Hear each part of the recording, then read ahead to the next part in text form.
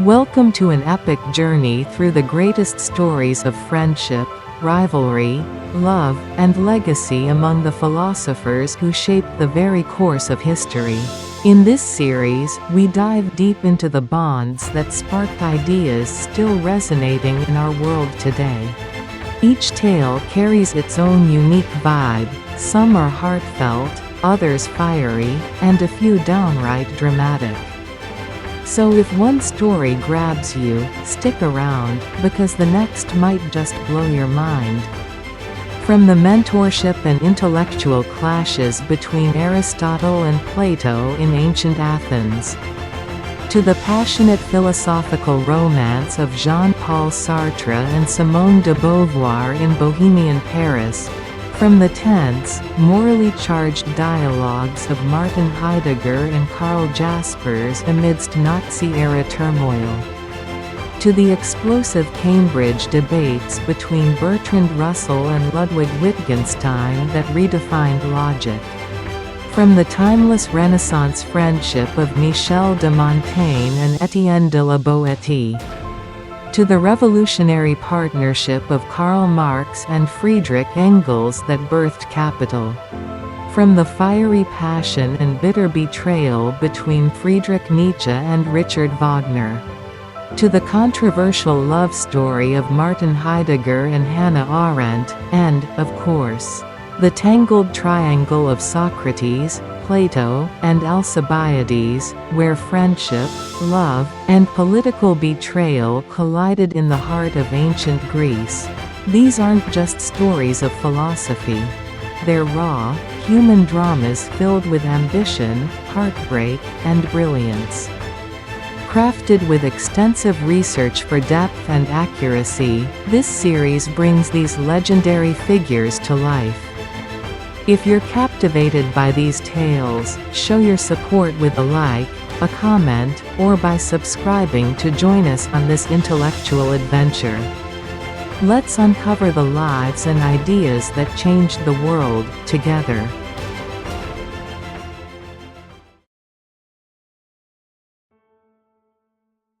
Aristotle and Plato. Birth of a philosophical dynasty. Have you ever wondered about the fiery encounters of geniuses, and the even hotter tales of betrayal? Which I will unfold as if it were a thrilling movie. Beyond the sacred relationship of teacher and student, sometimes like the closest of friends, sometimes like fierce rivals, these two profoundly influenced each other, laying the deep roots of Western thought. Shall we embark together on the tumultuous journey of these two figures?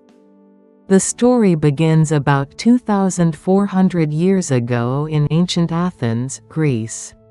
At that time, Athens was a city of intellectuals, where philosophy, art, and democracy flourished. Even after the Peloponnesian War with Sparta, Athens remained a powerful polis along the Aegean coast. Boasting its cultural and intellectual prominence, countless thinkers and artists gathered here, competing in wisdom and ceaselessly producing new ideas. Despite the tragic event of the death of the great teacher Socrates, Athens was still a place where the flame of truth-seeking burned brightly. Here lived the great philosopher Plato. He was born around 428 BCE into a distinguished aristocratic family in Athens. His original name was Aristocles, but due to his broad shoulders, he earned the nickname Plato from Platon, meaning broad, which became his name. In his youth, Plato studied rhetoric and philosophy under the Sophists. But around the age of 20, he met Socrates and became his ardent disciple. For 8 years, he absorbed Socrates' teachings, deeply captivated by his unique method of dialogue and pursuit of truth. However, in 399 BCE, Plato witnessed the tragedy of Socrates being accused by Athenian citizens, sentenced to death, and executed. This event brought Plato immense shock and profound despair. Seeing his just and wise teacher meet death in an unjust democratic system, he developed a deep skepticism toward Athenian politics and society. Yet, even in the depths of despair after his teacher's death, he devoted himself solely to the pursuit of truth. For years, he wandered through Greece, Italy, and Sicily, encountering various civilizations and ideas, and through these experiences, he began to construct his own philosophical system. Finally, in 387 BCE, he returned to Athens and founded the Academy, the first institution of higher learning and a sanctuary of knowledge in human history.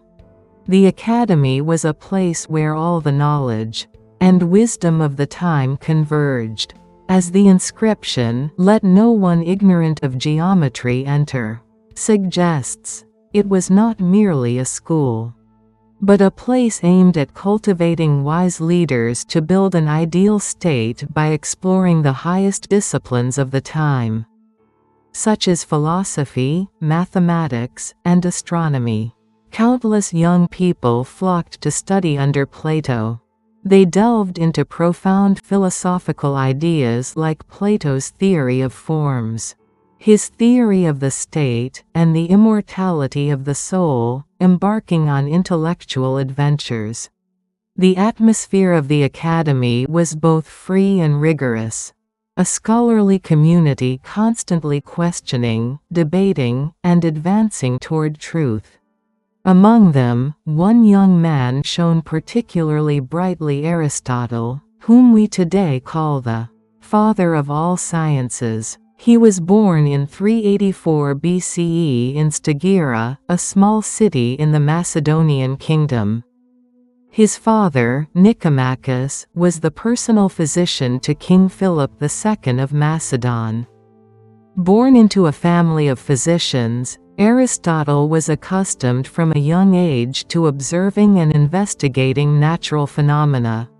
Medicine itself emphasized precise observation, classification, and empirical evidence, which later became the foundation of his empirical and scientific philosophical methodology. At the age of 17, he came to Athens and knocked on the doors of the Academy. In an era without advanced transportation, the journey from Stagira to Athens required immense determination and effort. Aristotle had likely already heard of Plato's fame and the intellectual atmosphere of the Academy, fueling his intellectual thirst. It is said that Plato recognized Aristotle's extraordinary talent at first glance. Though short in stature, Aristotle had a sturdy build, sharp eyes, and exceptional intellectual ability. He was not a student who passively absorbed his teacher's teachings. While listening attentively to Plato's lectures, he posed questions with his sharp insight and critical perspective, offering new viewpoints. He deeply understood Plato's vast knowledge and profound ideas but never confined himself to them, constantly seeking his own path. Aristotle often attempted to connect Plato's abstract world of forms to the concrete phenomena of the real world. For example, when Plato spoke of the form of beauty, Aristotle would ask, "How exactly do beautiful objects in the real world participate in that form?" Striving to bridge the gap between the forms and the physical world. This reflects the deep thought of a student enriching his teacher's philosophy. Plato is said to have cherished and taken great pride in Aristotle. An anecdote tells us that Plato called Aristotle the mind, nous of the Academy, illustrating the depth of their relationship. The term mind suggests that Plato saw Aristotle as the very lifeblood of the Academy's intellectual vitality. Like the beating heart of the Academy, Aristotle's relentless questioning and exploratory spirit invigorated the entire institution and deepened its scholarly discussions. Another anecdote claims that Plato called Aristotle the reader, praising his immense reading and scholarly zeal. The Academy had a library, and Aristotle is said to have devoured every book there, driven by an insatiable curiosity and thirst for knowledge. It is likely that Plato even considered Aristotle as his successor, given his high regard for his intellectual talents. Aristotle spent an astonishing 20 years studying under Plato at the Academy. 20 years. In modern terms, this is akin to studying under one teacher from elementary school through university and even a doctoral program. During this time, Aristotle fully absorbed Plato's profound philosophical ideas, such as the theory of forms and the theory of the state. Like a sponge, he soaked up his teacher's vast knowledge, embarking on deep explorations across nearly all fields of study. Logic, natural science, ethics, politics, and literary criticism. At the time, knowledge was not as specialized as it is today, and all disciplines were explored within the broad framework of philosophy. Aristotle mastered the highest level of knowledge in all these areas and added his own original insights. Their relationship went beyond that of teacher and student. It was a true intellectual partnership. Plato likely reviewed Aristotle's writings, offering corrections, and the two may have stayed up all night debating scholarly challenges. Those 20 years were a golden age of intellectual exchange and growth for both giants, without exaggeration. However, over time, subtle differences in their scholarly perspectives began to emerge. Plato sought to explain the world through a transcendent, immaterial world of forms. To him, the physical world was merely an imperfect shadow of the forms, and true reality existed only in the forms. He sought eternal, unchanging truth amidst the ever-changing phenomena of the physical world, leading him to posit the transcendent existence of the forms. In contrast, Aristotle argued that truth should be sought through observation and experience in the physical world. He believed that closely observing and classifying individual objects to grasp their inherent essence, form, was crucial. For Aristotle, the forms did not exist separately from the physical world but were inherent within individual objects. Gradually, Aristotle developed his own critical perspective on Plato's grand philosophical system of the forms. With the deepest understanding of his teacher's ideas, he was uniquely positioned to sharply point out their limitations and problems. This scholarly divergence is most vividly captured in Aristotle's famous saying, "Amicus Plato, sed magis amata veritas." Plato is my friend, but truth is a greater friend. This statement goes beyond mere criticism of his teacher, symbolizing Aristotle's fierce commitment to truth and his independent spirit as a scholar. It became a hallmark of Western philosophy, symbolizing the critical thinking and objective stance all scholars should uphold. Though he respected his teacher, Aristotle showed the integrity of a scholar who would not yield to any authority before the truth. Other students at the Academy might have been shocked by this bold statement, as it seemed to challenge the great Plato's philosophy. Yet Aristotle stood firm in his convictions. How did Plato feel upon hearing this? He may have initially felt a complex mix of disappointment or hurt. After all, his most cherished student was challenging the theory of forms he had devoted his life to building. However, even if Plato wore a stern expression outwardly, he was likely pleased deep down. He would have wanted his students not to follow him blindly but to think critically and develop their own philosophies. A true teacher does not fear being surpassed by their student, rather, they find the greatest fulfillment and joy in it. Plato likely saw the potential for his philosophy to evolve through Aristotle's critiques. Far from dismissing them, he reportedly listened to Aristotle's objections and used them as an opportunity to further develop his own ideas.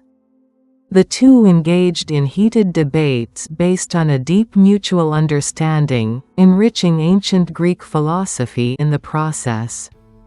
Isn't this the essence of a true teacher-student relationship? Respecting each other and growing together through critique. However, after Plato's death, an unexpected event unfolded at the Academy. Plato passed away at the age of 81, naming his nephew Speusippus as his successor. Many expected Aristotle, who deeply understood Plato's philosophy and possessed exceptional scholarly ability, to take over the Academy. But Plato's choice was different. The exact reasons remain unknown, but scholars have proposed several theories.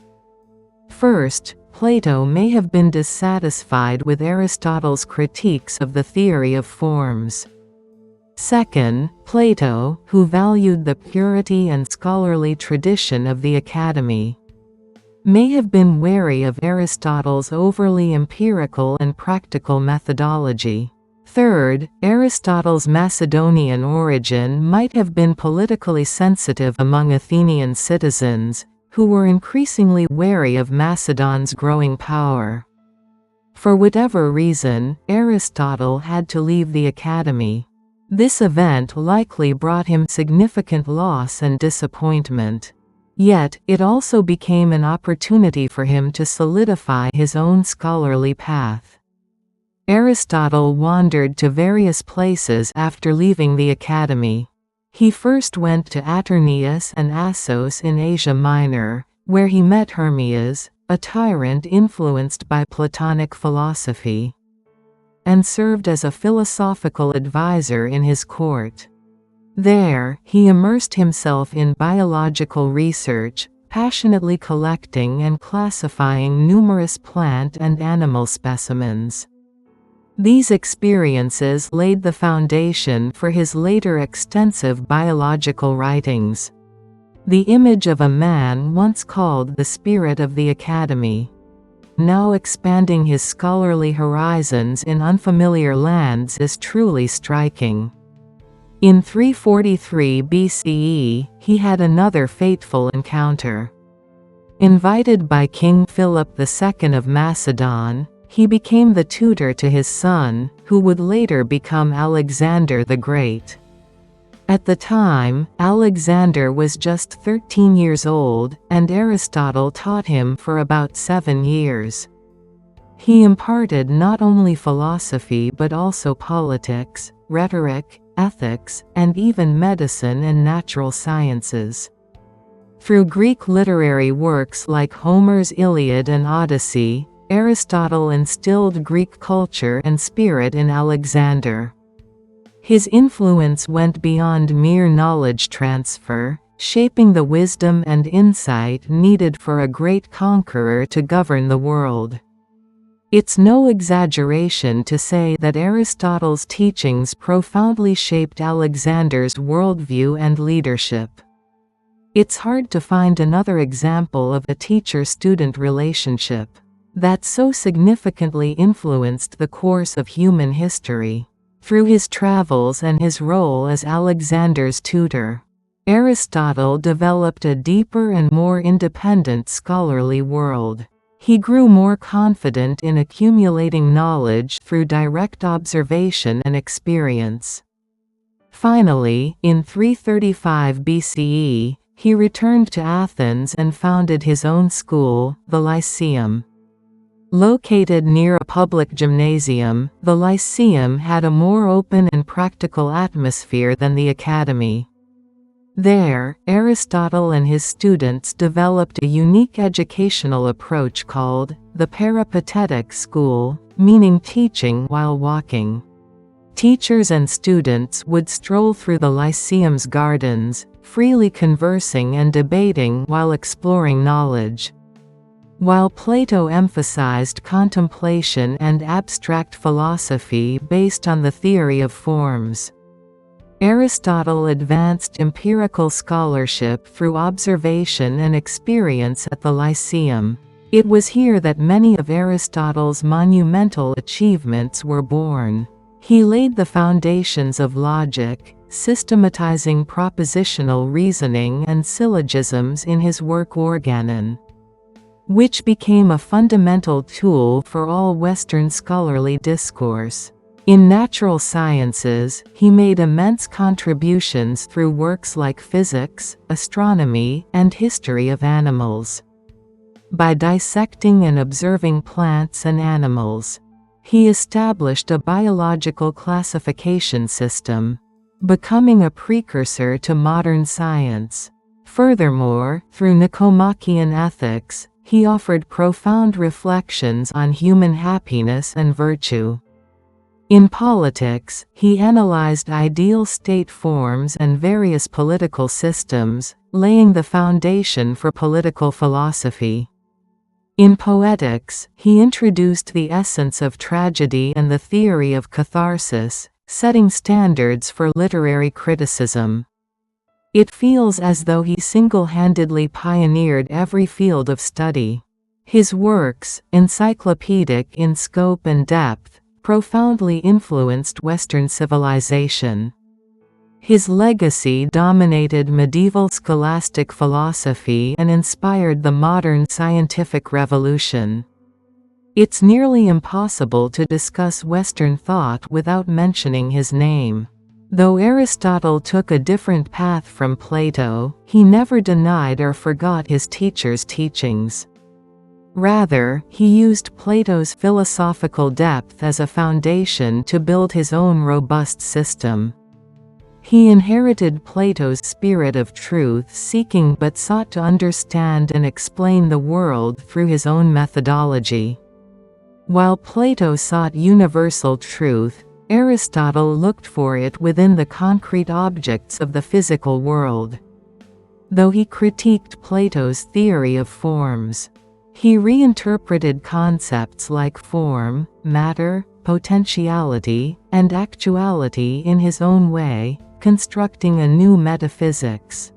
Such critical inheritance would have been impossible without the deepest understanding and respect for his teacher's philosophy. This, perhaps, is the greatest legacy Aristotle received from Plato. If Plato sowed the seeds and watered them to sprout, Aristotle can be likened to a gardener who fertilized and tended them to bear abundant fruit. Though their methods differed, they were ultimately comrades striving toward the same goal of truth. Shall we briefly touch on Plato's final moments? Plato lived a relatively long life for his time, passing away at 81. He attended a friend's wedding feast, and reportedly passed away peacefully there. Having spent his life pursuing transcendent truths like the forms, he ended his life in a most human and joyful setting. Perhaps this reflects a glimpse of the ideal community he sought in his philosophy, a life where people come together to share wisdom and happiness. His body was buried within the Academy, symbolizing that he would forever remain part of the scholarly sanctuary he devoted his life to. His spirit and ideas continue to live and breathe within the Academy. It feels like a fitting end, perfectly aligned with his way of life. Though Aristotle differed from Plato on the theory of forms, they shared a common emphasis on the value of community. While Plato envisioned an ideal community ruled by a philosopher king in his republic, Aristotle explored the principles of constructing and operating a realistic community in his Politics. Defining humans as political animals, zoom politikon, he saw humans as naturally realizing themselves within a community. He analyzed various political systems, monarchy, aristocracy, democracy, discussing their strengths and weaknesses and exploring which system was most ideal. Considering human nature and practical realities, he proposed a rational political community emphasizing moderation. Aristotle's ideas on community profoundly influenced modern communitarianism, which emphasizes not only individual freedom and rights but also the importance of community values, traditions, and social responsibilities, with Aristotle's thought deeply rooted at its core. Thus, the relationship between Plato and Aristotle transcended that of teacher and student, leaving an enduring legacy in the history of human thought as a model of scholarly friendship and critical inheritance. They respected each other, boldly voiced their own perspectives before truth, and through those voices, drove the advancement of knowledge. Like two great mountain ranges rising toward different peaks, but rooted in the same earth, they influenced each other and enriched the intellectual landscape of humanity. Sartre and Beauvoir. Love in the existential spotlight. Just as Nietzsche loved Wagner but ultimately had to surpass him, Jean-Paul Sartre and Simone de Beauvoir, who dominated a century and expanded the intellectual horizons of humanity. These two were not just ordinary lovers. They lived a life more cinematic than a movie, more dramatic than a novel. In 1929, in the elegant lecture halls of the Sorbonne in Paris, two young, spirited individuals met like it was fate. Who could have imagined that their meeting would give birth to a philosophical movement that would shake the world and completely redefine the concepts of love and relationships? At 24, Sartre was somewhat short in stature but captured Beauvoir's heart instantly with his sparkling wit, bold intellectual prowess, and explosive charisma. His gaze seemed to pierce through the world, and every word he spoke carried deep insights that stirred the hearts of those who listened. At 21, Beauvoir was one of the brightest minds of her time. Not only was she strikingly beautiful, but she also possessed a brilliant intellect and an independent spirit that matched anyone. They fell for each other at first sight and began an endless intellectual exchange from their very first meeting, as if they had found their missing half. Their relationship far transcended simple romance. The two would sit in quiet Parisian cafes, debating passionately late into the night. They discussed philosophy, literature, politics, and the meaning of human existence without pause. At times, they fiercely exchanged opinions at others. They nodded in deep agreement with each other's thoughts. They were the first to read each other's writings, offering the sharpest critiques and the most sincere encouragement. Like intellectual allies, they were each other's indispensable and perfect intellectual partners. But from here, their relationship took a radical path that defied conventional understanding. Unlike typical lovers, they did not promise marriage or choose a life of raising children and building a family. Instead, they opted for a revolutionary, contractual marriage, renewed every 2 years, with the core principle of granting each other absolute freedom. They were to remain deeply loyal to each other spiritually, while never interfering in each other's lives or romantic affairs. A shocking condition to hear. Sartre even bluntly told Beauvoir, I want to have relationships with multiple women. My principles are travel, polygamy, transparency. This contract was not a hollow promise made in words alone. Indeed, Sartre and Beauvoir had countless other lovers throughout their lives. According to one study, Sartre had as many as 8 lovers, and Beauvoir had 6. Moreover, they shared the details of their romantic lives with each other openly and thoroughly. They wrote letters about new people they met, sometimes sharing even quite explicit details without hesitation. By today's moral standards or conventional notions of relationships, their bond is nearly impossible to comprehend.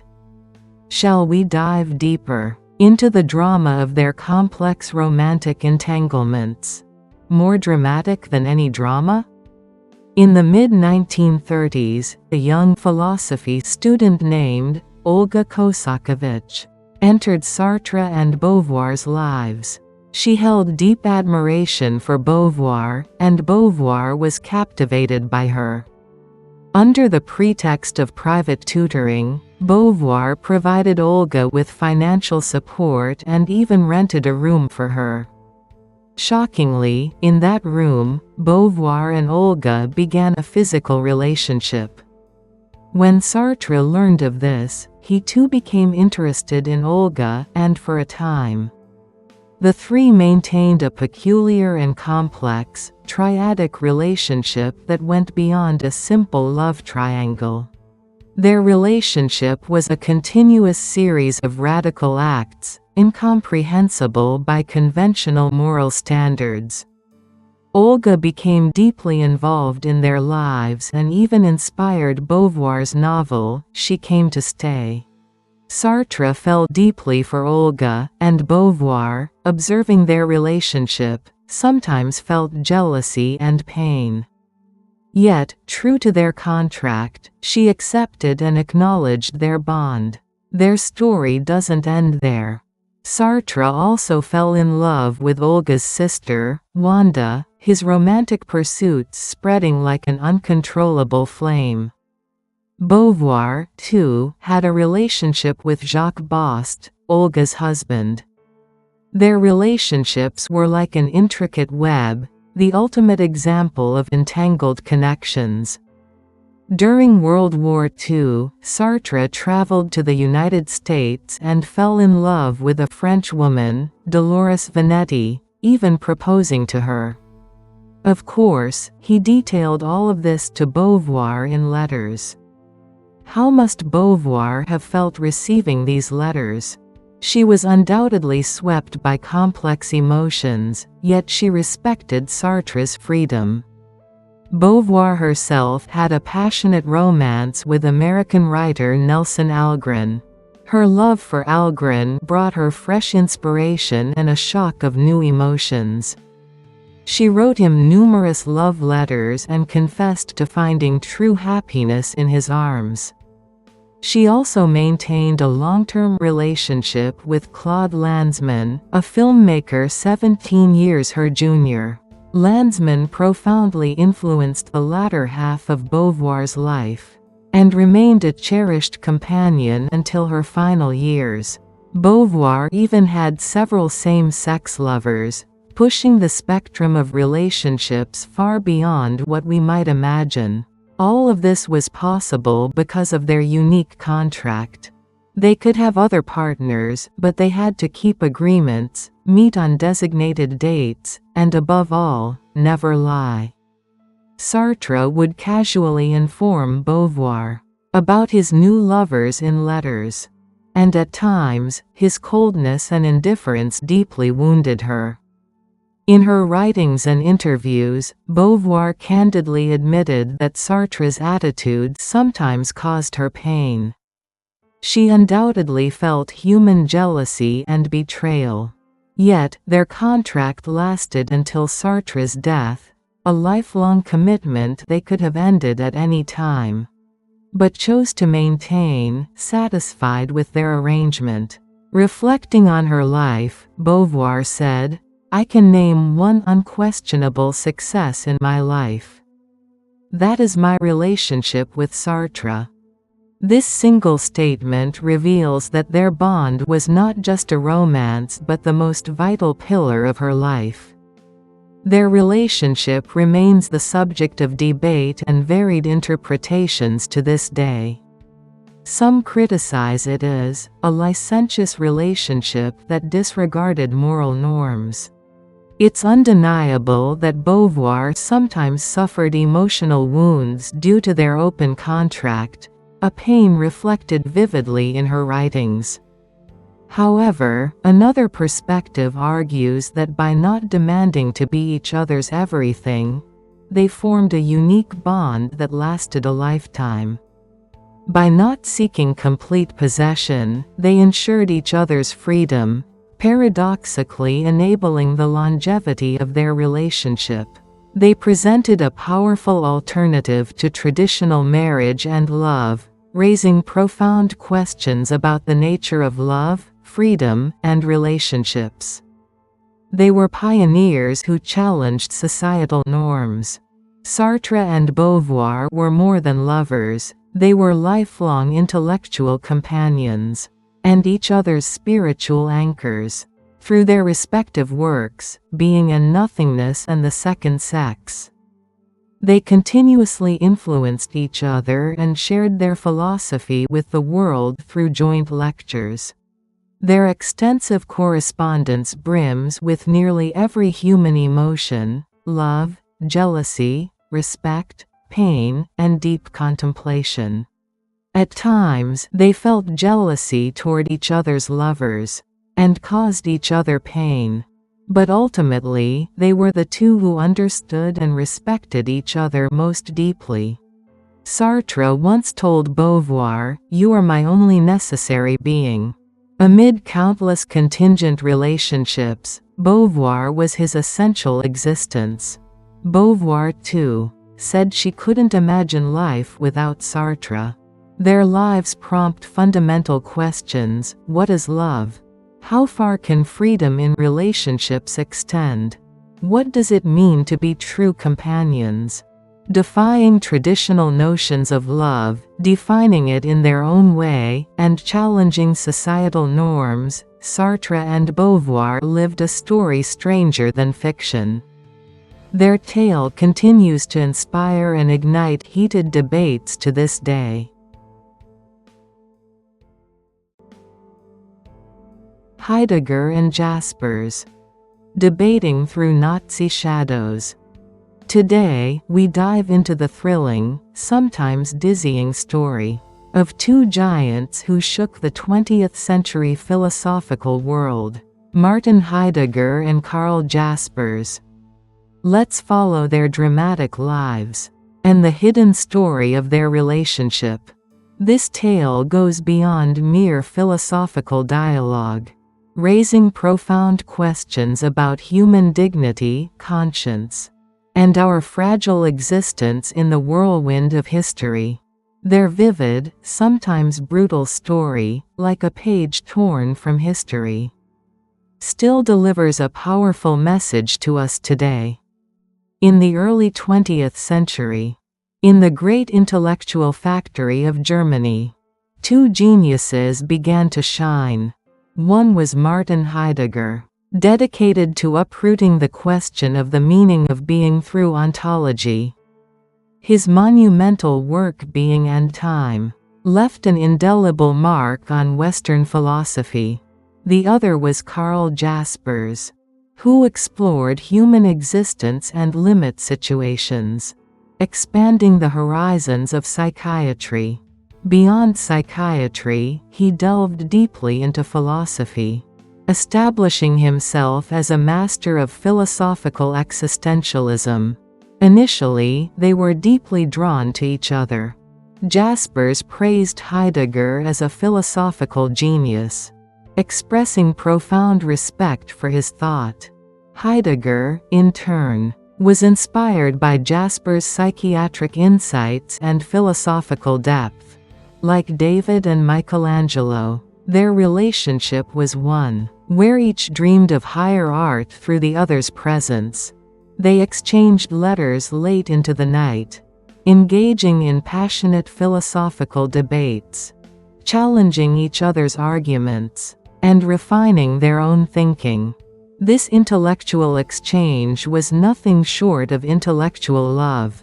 In their heated discussions, filled with ontological questions and existential inquiries, they deepened each other's thought, recognizing the other's presence as indispensable to their philosophical journeys. Their dialogues were so rich and profound that they formed a significant pillar of Western philosophy. They avidly read each other's books, offered critiques, and sometimes fiercely debated. Yet beneath it all lay deep respect and affection.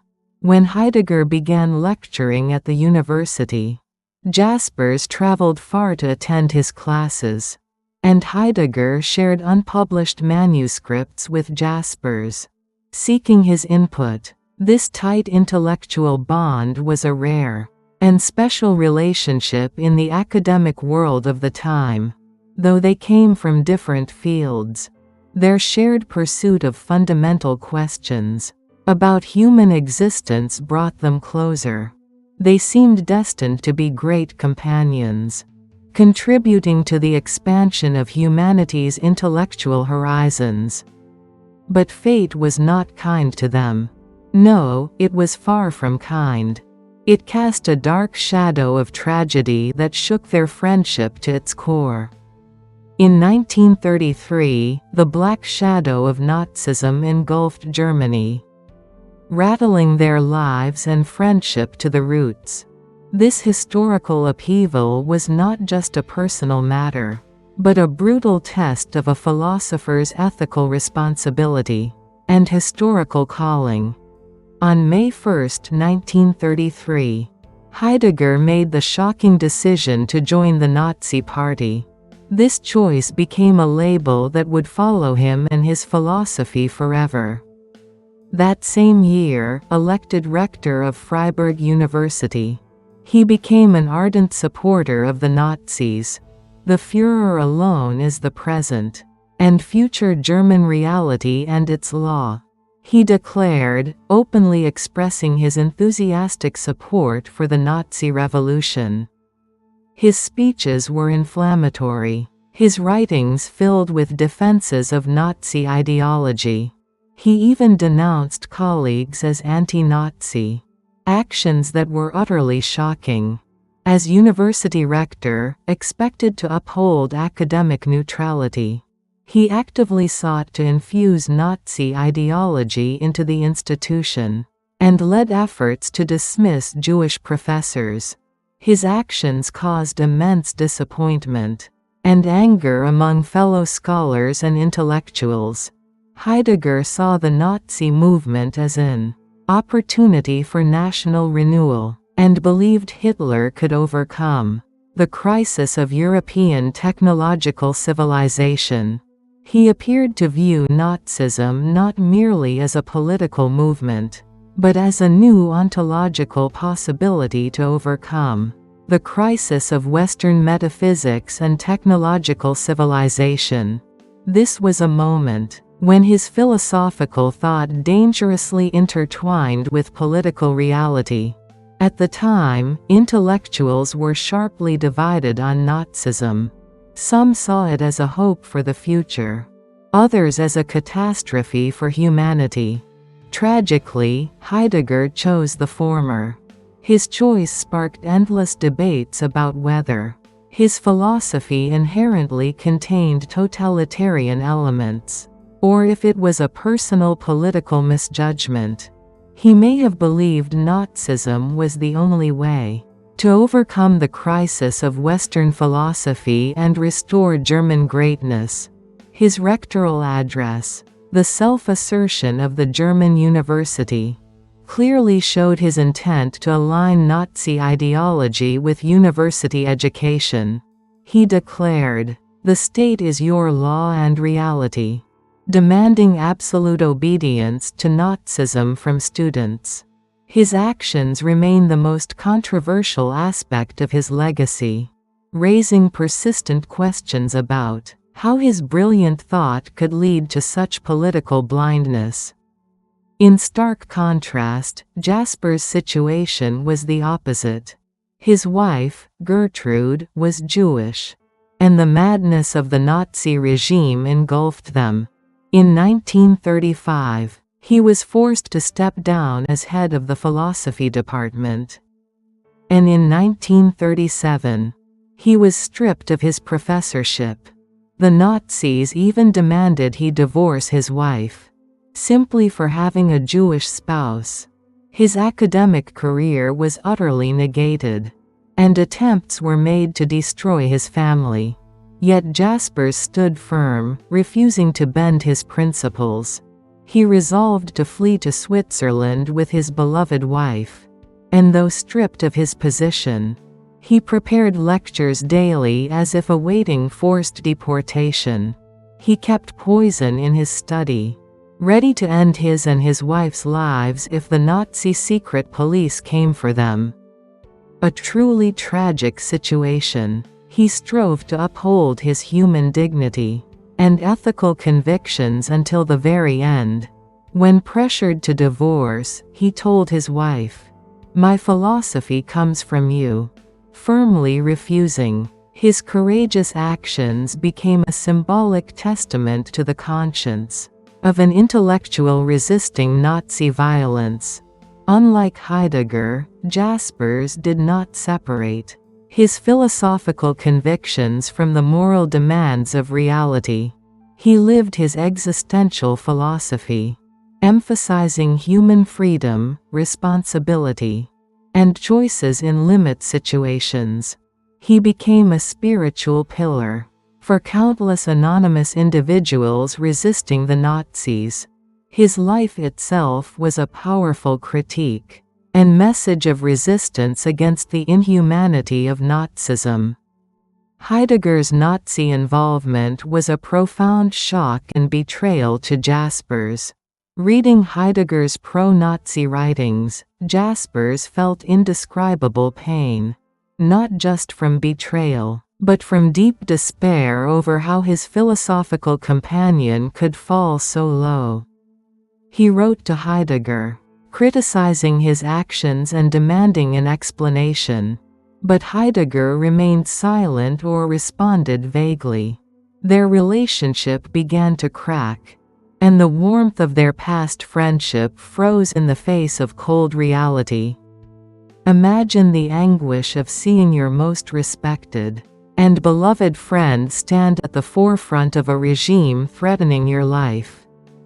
Though deeply hurt by Heidegger's betrayal, Jaspers did not deny his scholarly achievements, only expressing greater disappointment in his human choices. Their friendship was not just personal, but a vital part of 20th-century Western philosophy, making its rupture all the more tragic. Jaspers acknowledged Heidegger's genius, but could not forgive his ethical failure. Their divergent choices and the resulting rift raise fundamental questions about a philosopher's stance in the face of political reality. After the war, with the madness of Nazism gone, the two began exchanging letters again. But restoring their former deep friendship was no easy task. Jaspers persistently questioned Heidegger about his Nazi involvement, but Heidegger offered no clear explanation, either justifying his actions or avoiding the topic altogether. His unrepentant attitude deeply disappointed Jaspers. Heidegger's silence left many questions unanswered. Why, as a philosopher, did he remain silent about his actions? Can his philosophy truly be separated from Nazism? These questions remain a source of heated debate today. Heidegger offered little public apology or explanation for his Nazi involvement after the war. He tried to separate his philosophical thought from his political actions. dismissing Nazism as merely a form of technological civilization. This attitude inflicted further pain on victims, and amplified moral controversies surrounding his philosophy. Jaspers pleaded with Heidegger to explain his actions, but he received only vague responses, leaving an indelible sense of disappointment, and an irreparable rift between them.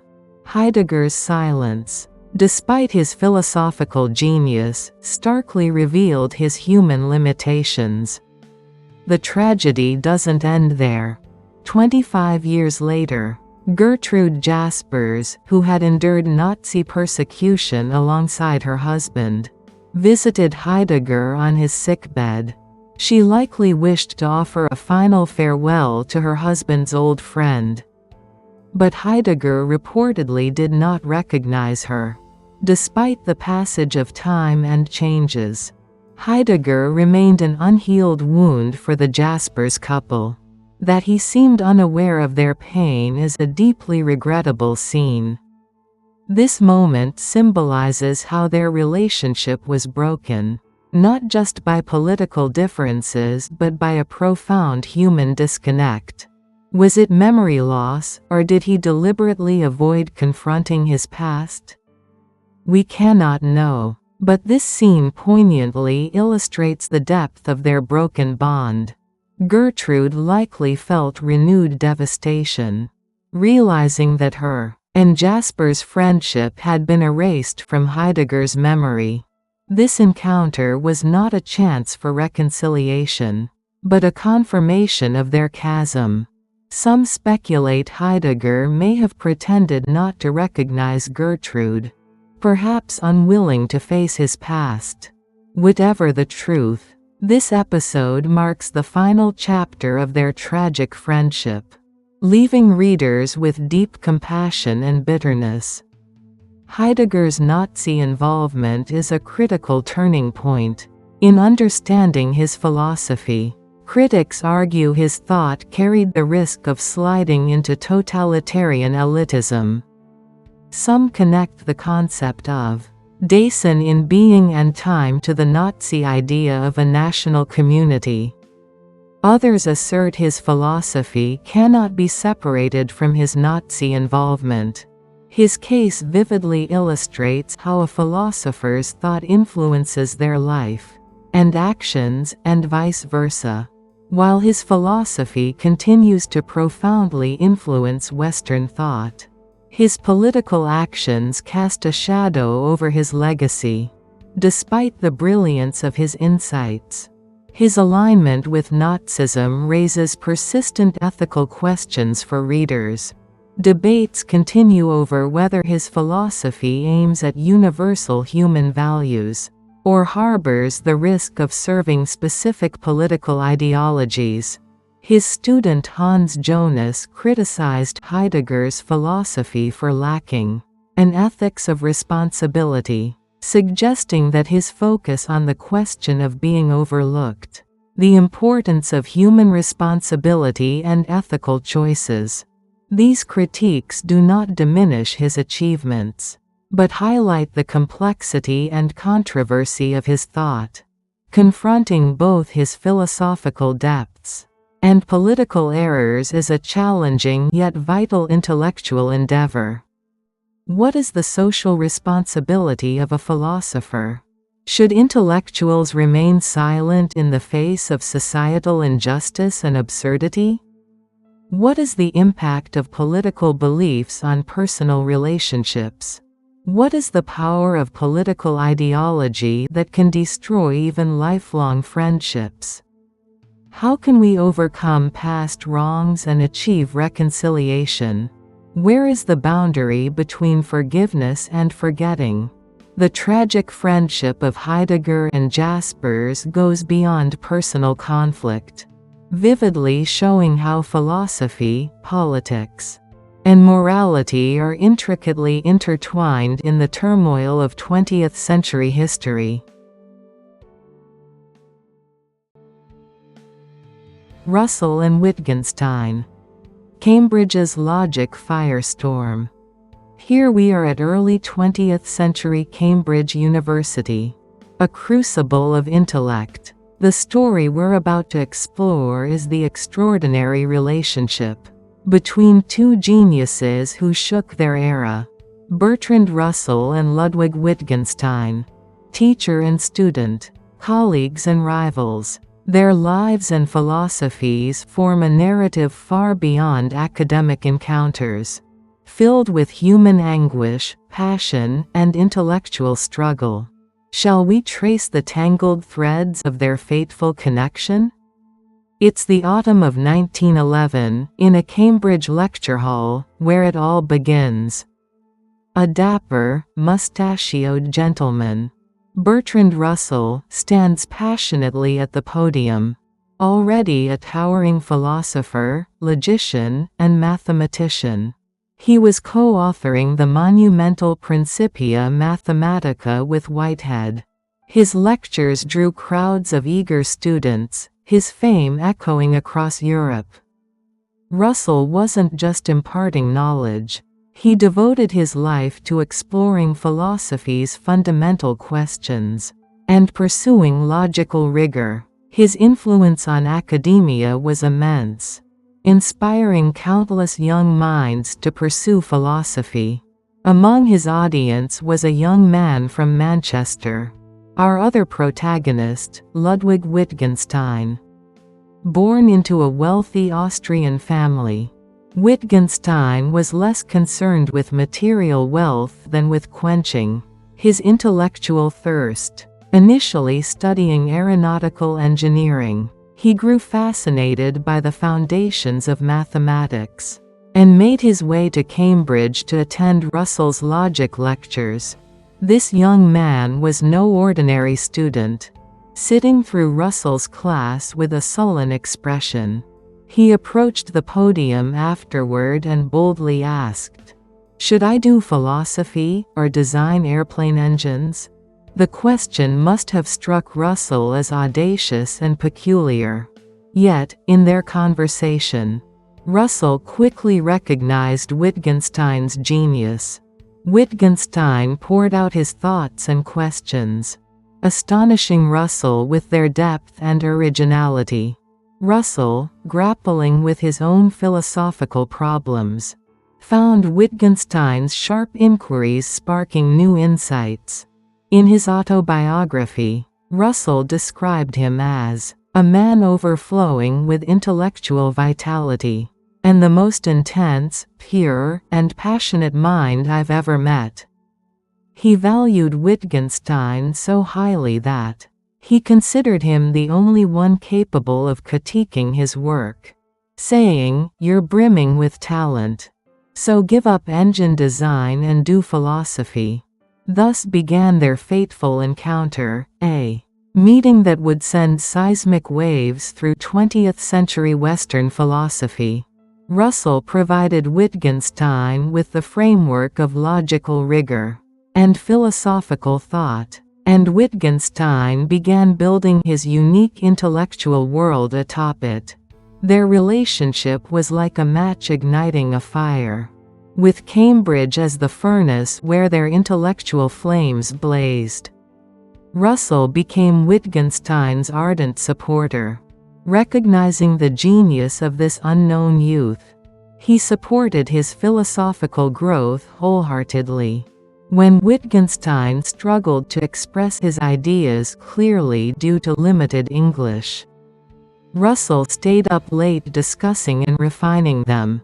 He even offered financial help during Wittgenstein's economic hardships, showing boundless support. Russell's autobiography reveals both his affection for Wittgenstein and candid descriptions of his peculiar, sometimes inscrutable personality. He called him a social misfit, not entirely inaccurate given Wittgenstein's struggles with phobias, despair, and disregard for social conventions.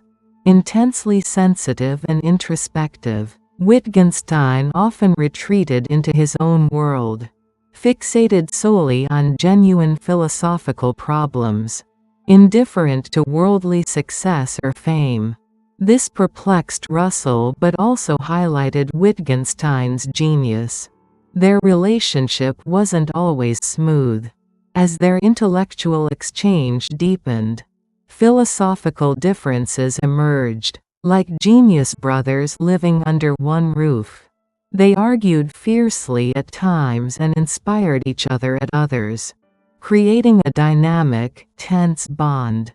Russell sought to analyze the world through logical atomism, while Wittgenstein raised deeper questions about the limits of language and logic. Their dialogues transcended mere debates, broadening the horizons of philosophy. A striking anecdote is Wittgenstein's strong opposition to Russell's pacifism. During the upheaval of World War I, Russell championed pacifism, engaging in anti-war activism, which cost him his professorship and led to imprisonment, sparking significant controversy. Wittgenstein, however, who had volunteered for the Austro-Hungarian army and experienced the war's horrors firsthand, sharply criticized Russell's stance. He viewed Russell's pacifism as idealistic and out of touch with reality. His fearless critique of his mentor reveals his strong convictions and independent thinking. He even accused Russell's moral stance of hypocrisy, creating a deep rift. These moments made their relationship complex and fascinating, transcending academic disputes to touch on personal values and the spirit of the era. Central to their story is Wittgenstein's masterpiece, Tractatus Logico-Philosophicus. This work encapsulates his early philosophy, offering profound insights into the nature of language and its relation to the world. Wittgenstein declared, "The world is the totality of facts," asserting that language mirrors the world like a picture.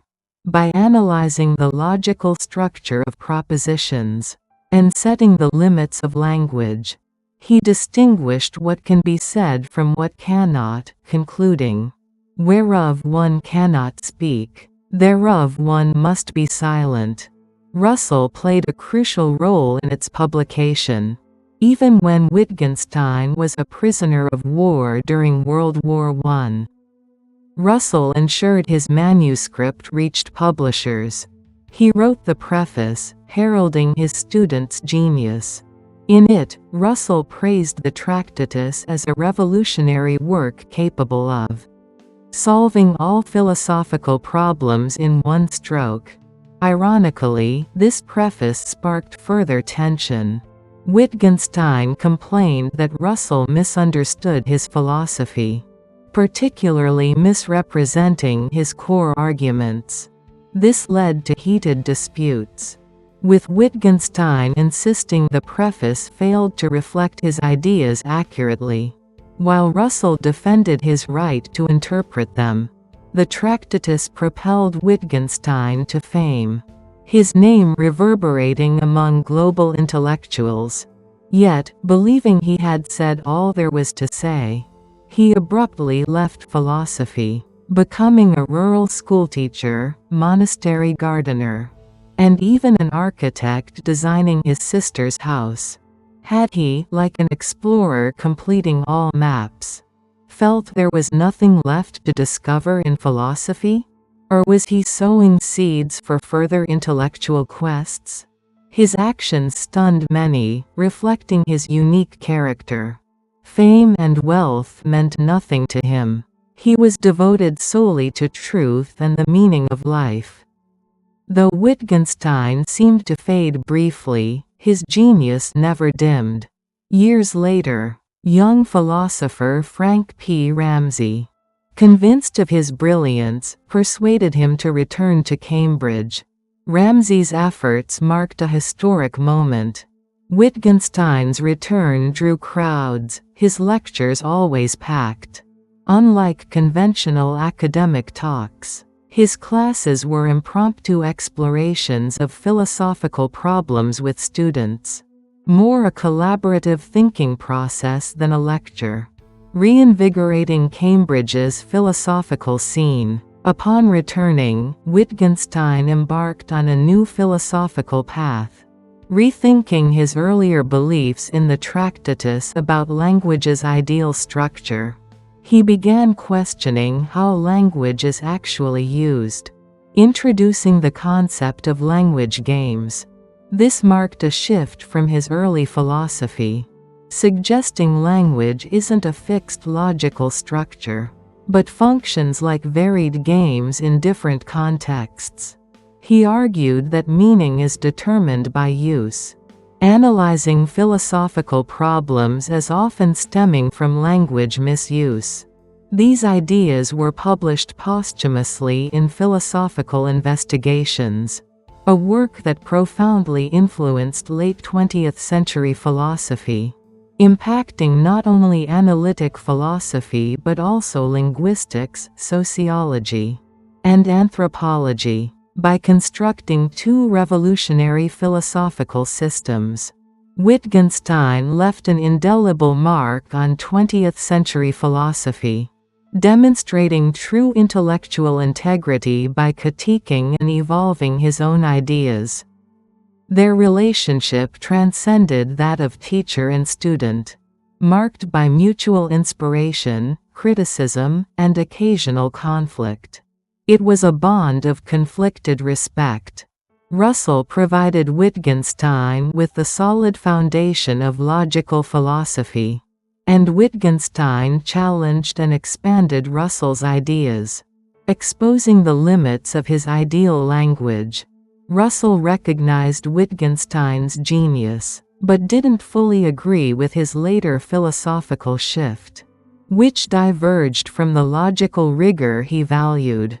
Still, Russell consistently expressed admiration, even praising Philosophical Investigations after Wittgenstein's death. Wittgenstein saw Russell as a father figure, acknowledging that his philosophy might not have emerged without Russell's influence. Their relationship was more than personal camaraderie. It was an epic saga shaping a key chapter of 20th century philosophy. Their intellectual battles at Cambridge were not mere personal disputes, but a grand process deepening humanity's understanding of language, logic, and the nature of the world. Their lives and philosophies continue to inspire philosophers, remaining essential to understanding the flow of analytic philosophy. Russell and Wittgenstein, two radiant stars in 20th century intellectual history, will be remembered forever. Montaigne and La Boétie. Renaissance soulmates. Let's travel back to the Renaissance, a time when intellect and art flourished. In the complex and turbulent backdrop of France, we'll explore the story of two men. Beyond mere friendship, their fateful meeting, deep connection, and unexpected parting weave a tale of tragedy and hope, birthing a great intellectual legacy for humanity. These are Michel de Montaigne and Étienne de la Boétie, two great names tied to a moving saga. Many of you likely recall Montaigne's timeless words, "Because it was he, because it was I." This brief yet powerful sentence hints at how special, pure, and deeply spiritual their bond was. Shall we dive into the details of their friendship? Our story takes us to mid-16th century France. The country was gripped by the aftermath of the Reformation, with tensions between Catholics and Huguenots, or Protestants, fueling civil war and chaos. People's lives were uncertain, the nation adrift in turmoil. Yet, in this dark era, the flame of intellect and scholarship burned bright. Amid such chaos, the desire to explore human existence and life's meaning grew fiercer among thinkers. In this setting, a 24-year-old Michel de Montaigne was appointed a magistrate in Bordeaux's High Court. From a prestigious family, he valued inner reflection and intellectual curiosity over power or fame. Young and spirited, he had a sharp, contemplative gaze, as if peering into the essence of the world. Perhaps the seeds of a great thinker were already sprouting within him. In the gray, formal confines of the courtroom, he met a man who would shake his life to its core and change it forever. Étienne de la Boétie, older than Montaigne by a few years. La Boétie was a rare figure, even among his peers, with extraordinary intellect, eloquent speech, and fearless courage against injustice. He keenly analyzed and critiqued the paradox of the masses' voluntary servitude under tyranny, a radical and dangerous stance for the time. In a courtroom bound by authority and formality, La Boétie's presence must have stood out. Beyond interpreting laws, he pondered the spirit of law and human freedom. A true intellectual, how did Montaigne see him? Likely, he admired La Boétie's fearless critique, unwavering integrity, and brilliant insight. Their meeting transcended that of mere colleagues. They instantly recognized each other's intellect and soul, drawn together powerfully. In the religious and political turmoil of the time, thinkers yearning for true freedom and justice leaned on each other. Finding deep resonance, they became mirrors reflecting each other's inner selves. For Montaigne, La Boétie was more than a friend, a mentor, a comrade who understood his deepest self, awakening his latent potential and inner depths. They stayed up all night debating Plato and Aristotle, devouring Roman classics, and reflecting on human existence and life's meaning amid France's chaotic reality. They raged against the world's injustices and dreamed of a better world as idealists. Their friendship grew swiftly and intensely. From the moment they recognized each other, they became inseparable soulmates. Montaigne called La Boétie "my other half," saying, "We were one soul in two bodies." This alone conveys the depth, purity, and spiritual dimension of their bond. Sharing thoughts and emotions, they were each other's mirrors, with a strength and courage to face any criticism or hardship together. But fate can cruelly snatch away what's most precious. Their seemingly perfect friendship ended abruptly and tragically. In 1563, when Montaigne was 30, a devastating plague swept France. Claiming La Boétie, the plague was a terrifying, untreatable disease in an era without modern medicine. Hearing his beloved friend was at death's door, Montaigne must have been plunged into despair and shock. He rushed to La Boétie's side, staying by his bedside to share his pain until the end. Montaigne meticulously recorded those final moments, later reflected in his essays, vividly capturing the tragic scene. Even on death's threshold, La Boétie remained noble and composed, entrusting his legacy and manuscripts to Montaigne, never ceasing reflection and discussion. His final words likely carried deep trust and love for his friend. La Boétie's death struck Montaigne with immeasurable shock and loss, like losing a wing or half his soul. The friend with whom he shared yesterday's jokes, today's philosophical debates, and tomorrow's dreams for a better world was gone so suddenly, so futilely. Montaigne was consumed by grief, retreating from the world, tormented by memories of their happy times. He may have felt lost, as if life's meaning and purpose had vanished. Yet, he didn't let this sorrow end in despair. Facing La Boétie's death, he began asking profound questions about life, death, human finitude, and existence's essence. Why do we live? Why do we die? What is a truly valuable life? Through this painful quest for answers, he created a timeless masterpiece, the Essays. After La Boétie's death, Montaigne honored his friend's legacy by compiling and publishing his unfinished manuscripts, a testament to his deep, unwavering love, ensuring La Boétie's brilliant ideas reached the world. To cope with his loss and heal, Montaigne began writing. At first, it may have been a way to capture fleeting, fragmented thoughts, without purpose or structure, just for himself. Over time, his reflections deepened, his insights sharpened, and his writing evolved into a vibrant, multifaceted intellectual feast. The Essays are filled with Montaigne's love and endless longing for La Boétie. In the chapter of friendship, he recalls their bond, describing it as the most noble and perfect relationship possible. He declares, "If pressed to say why I loved him, I feel it can only be explained by replying, because it was he, because it was I."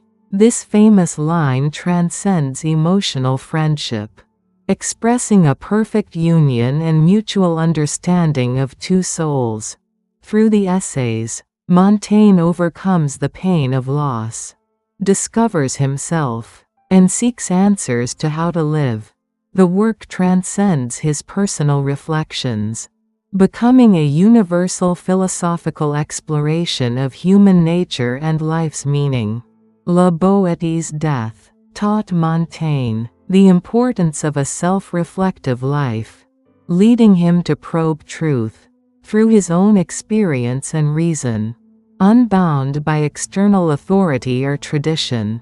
This birthed the essay as a new literary genre, embodied in the Essays. This is the main thread of Montaigne and La Boétie's dramatic friendship story. But let's go further, exploring deeper secrets and meanings in their relationship. Several intriguing points suggest their bond was more than mere friendship. First, La Boétie's radical political views profoundly influenced Montaigne. In his work Discourse on Voluntary Servitude, La Boétie sharply critiqued how people under tyranny willingly surrender their freedom, not out of fear but by choice. He argued true freedom begins in the individual mind, a radical and dangerous idea for the time. Montaigne deeply resonated with this courageous thought, shaping his critical perspective on power and human nature. In the Essays, their friendship was not just emotional, but a profound political and philosophical alliance in a turbulent era. Second, Montaigne's transformation after La Boétie's death and the mourning process in the Essays are significant. The loss made him acutely aware of life's fragility and human existence's uncertainty, emphasizing the importance of knowing oneself over external dogmas or societal norms. The Essays are both his journey of self-discovery and a process of mourning La Boétie.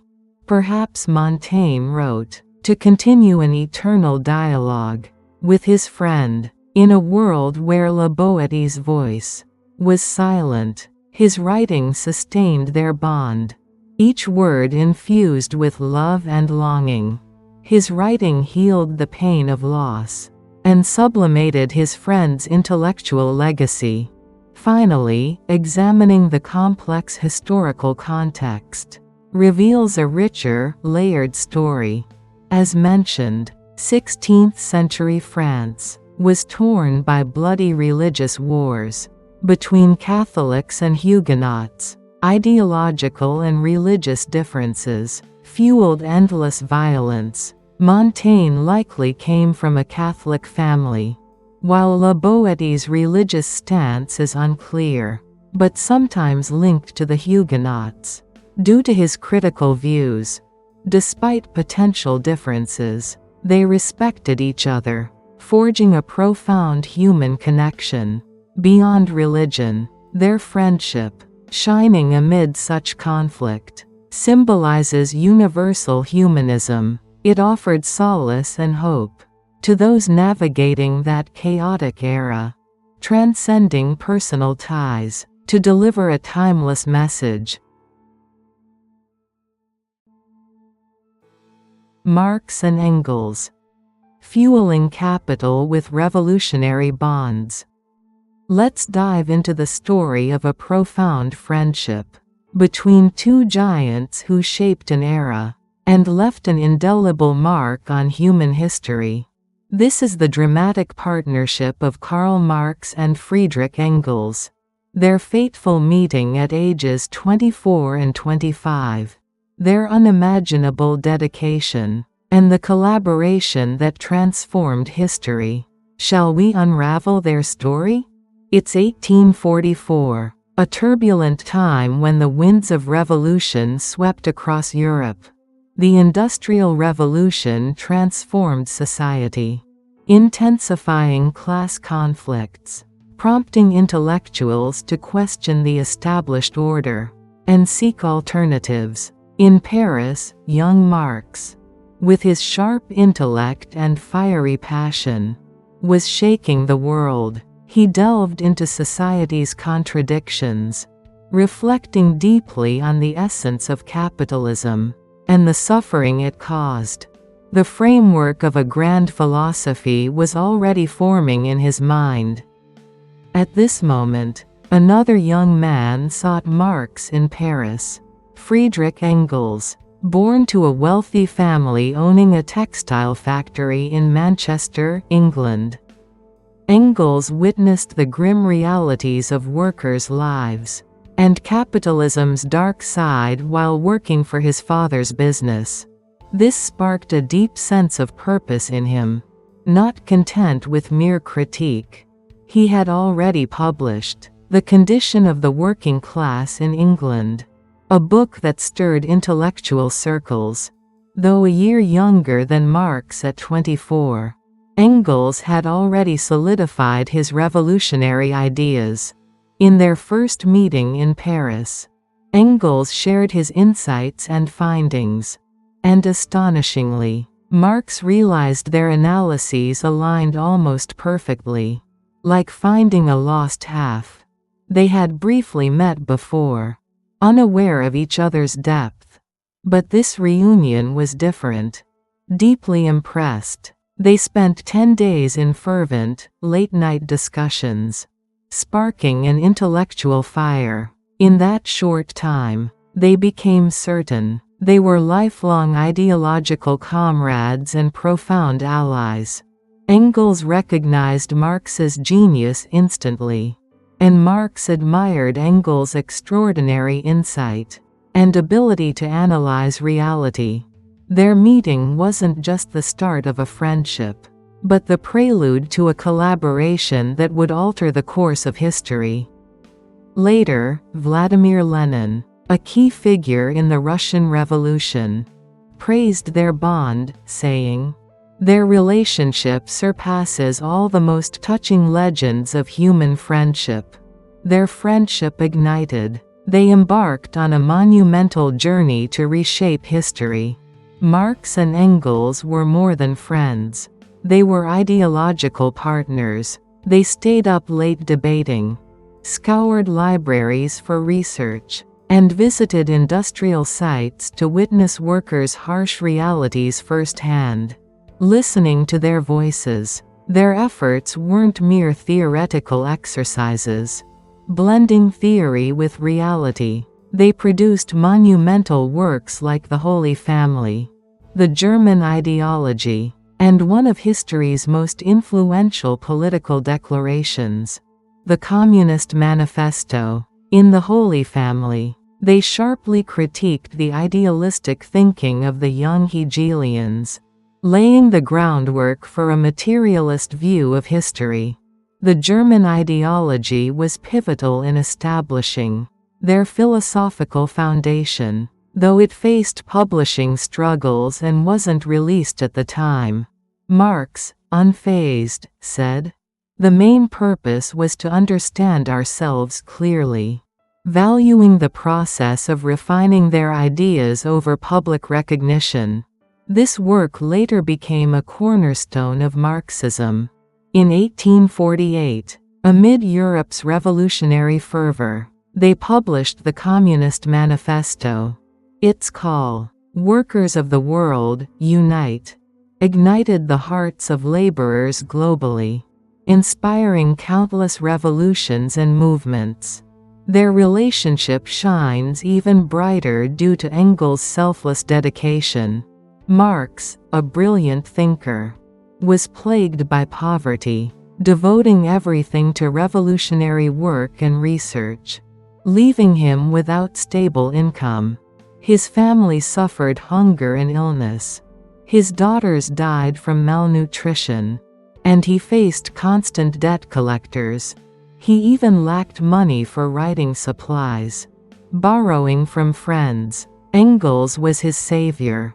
Despite his wealthy background, Engels despised capitalism, but knew economic stability was vital for Marx's ideas to flourish. He resolved to support Marx financially, working for 20 years in his father's Manchester textile factory, a life he loathed as a merchant in the capitalist system he opposed. He toiled late nights, sending his earnings to Marx. This support sustained Marx's family, funded research materials, and enabled his focus on scholarship. Without Engels, Marx couldn't have completed Capital, history's most significant economic work.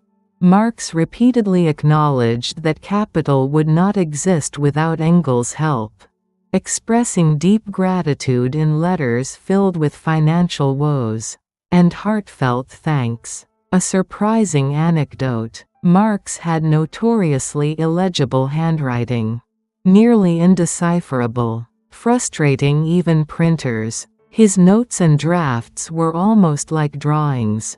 Remarkably, only Engels could accurately decipher Marx's scrawl, like a master codebreaker. This allowed him to organize Marx's chaotic manuscripts and letters perfectly. Such details highlight their deep bond and mutual understanding. Beyond mere colleagues, true soul partners. Engels' dedication continued after Marx's death. Marx published only the first volume of Capital in his lifetime, leaving volumes 2 and 3 as vast, unfinished manuscripts and notes. When Marx died in 1883, Engels devoted his remaining years to editing and publishing these volumes, a daunting task requiring immense effort to interpret Marx's messy, voluminous drafts and create a coherent work. Like a loyal partner fulfilling a will, Engels poured everything into completing Marx's masterpiece. Without him, we might not have the full Capital today.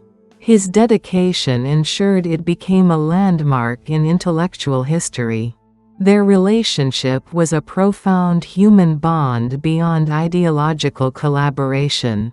Though often apart, they exchanged countless letters discussing philosophy, politics, military matters, and personal lives. Longing for each other, these letters weren't just communication, but a vital process of refining and advancing their ideas, as if one mind fueling the other's growth. Their correspondence held not only scholarly debates, but also family updates, health concerns, and deep affection. In 1863, When Engels' common-law wife, Mary Burns, died suddenly, he wrote to Marx in deep grief. Marx responded with heartfelt condolences, sharing his sorrow. They were true soulmates, sharing joys, sorrows, triumphs, and failures, supporting each other through life's pivotal moments. After Marx's death, Engels overcame grief to develop his own ideas and spread Marx's thought. Far from a mere spokesperson, he expanded Marxism's theoretical horizons through works like The Origin of the Family, Private Property and the State and Anti-Düring, contributing significantly to scientific socialism, though Marxism later faced scrutiny after communism's fall. Marx has been reappraised as a visionary of capitalism's insights, while Engels was briefly overshadowed as his assistant. History, however, recognizes Engels' vital role. He was instrumental in establishing Marxism, ensuring it took root in reality, not just theory. He was the root of Marx's great tree, tirelessly nourishing it to bear fruit. The story of Marx and Engels transcends historical fact. It's a grand saga of true friendship, dedication, and passionate commitment to humanity's future. Their bromance vividly shows the transformative power of such a bond. Nietzsche and Wagner. Passion and betrayal in art and thought. Have you ever wondered about the fiery encounters of geniuses, and the even hotter tales of betrayal? This story introduces one of the most dramatic human relationships in history. It is the tale of two giants who shook the 19th-century European intellectual world.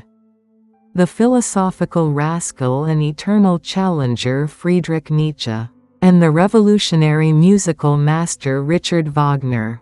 Initially they worshipped each other like gods, sharing passionate communion.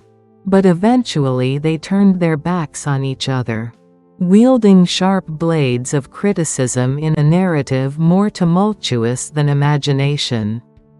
Are you ready to delve deep into their intense and sometimes wretched relationship? This story goes beyond mere interest, offering profound insights into human relationships, friendship, betrayal, and ultimate self-overcoming. The story begins in 1868, when 24-year-old linguistics professor Friedrich Nietzsche fatefully met Richard Wagner at a villa in Lucerne, Switzerland. Wagner was already a 55-year-old master. He was a musician renowned across Europe, stirring great waves in the art world with his innovative music dramas. From the moment Nietzsche met Wagner, he was completely captivated by his overwhelming charisma, genius musical world, and deep insights into Arthur Schopenhauer's philosophy. To Nietzsche, Wagner was more than a mentor, a sturdy father-like presence. And at the same time, he provided an intense sense of kinship, like meeting a lost brother. In Nietzsche's eyes, Wagner appeared not merely as a musician representing the era, but as a great artist and philosopher reviving the spirit of ancient Greek tragedy. In the modern age, he discovered in Wagner the image of the ideal artist and thinker he dreamed of. Wagner also recognized Nietzsche's extraordinariness at once. He felt deep interest in the young Nietzsche's astonishing intellectual ability, burning passion, and profound knowledge of ancient civilizations. He began to see Nietzsche as his spiritual companion, and a spokesperson who would deeply understand and widely propagate his philosophical and artistic ideas. They engaged in heated discussions all night about Schopenhauer's philosophy, ancient Greek tragedy, and the essence and role of music. Their conversations went beyond mere intellectual exchange, becoming a process of deeply exploring each other's souls. Nietzsche was frequently invited to Wagner's Bayreuth residence, and maintained close relationships with Wagner's family, including his wife Cosima, like one family. Wagner expressed to Nietzsche a slightly possessive but intensely praising sentiment. "The only gain my life has granted me, apart from my wife." So we can guess how deeply they shared communion. Nietzsche devoted absolute dedication to Wagner. He tried to absorb everything about Wagner, and sublimate Wagner's ideas into his own. During this period, Nietzsche deeply empathized with Wagner's musical world, and saw in his music the possibility of a great revival of Western culture. He firmly believed that through Wagner, the essence of ancient Greek tragedy could be reborn in the modern era. The pinnacle of this worship and respect is clearly shown in Nietzsche's first work, The Birth of Tragedy, published in 1872. This book was not only dedicated to Wagner, but even its content was written inspired by numerous conversations with Wagner. In this book, Nietzsche argued that ancient Greek tragedy was born from the harmony of Apollonian form and Dionysian impulse, asserting that its essence was reviving in Wagner's music dramas in the modern era. Literally, Nietzsche elevated Wagner as his philosophical comrade, and a great artist to save the stagnant Western civilization.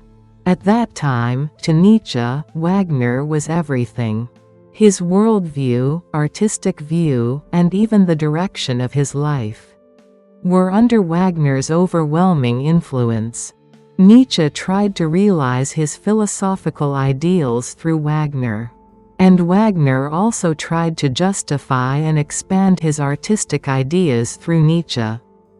During this period, their relationship seemed like a perfect symbiotic one. Burning like flames, Nietzsche sensed the dawn of a new era looking at Wagner, and Wagner gained intellectual certainty about his artistic mission from Nietzsche. However, shadows began to creep over what seemed like an eternal fervent friendship. At first small cracks, but over time the gaps widened, eventually leading to an irreversible breakup. How did a relationship that started with blind worship meet such a disastrous end? Let's explore the complex inner causes of why their bond ended so tragically. The first crack stemmed from Wagner's increasingly overt anti-Semitism and narrow German nationalist prejudices. Nietzsche certainly acknowledged Wagner's musical genius, but he could never agree with his exclusionary and racist ideas.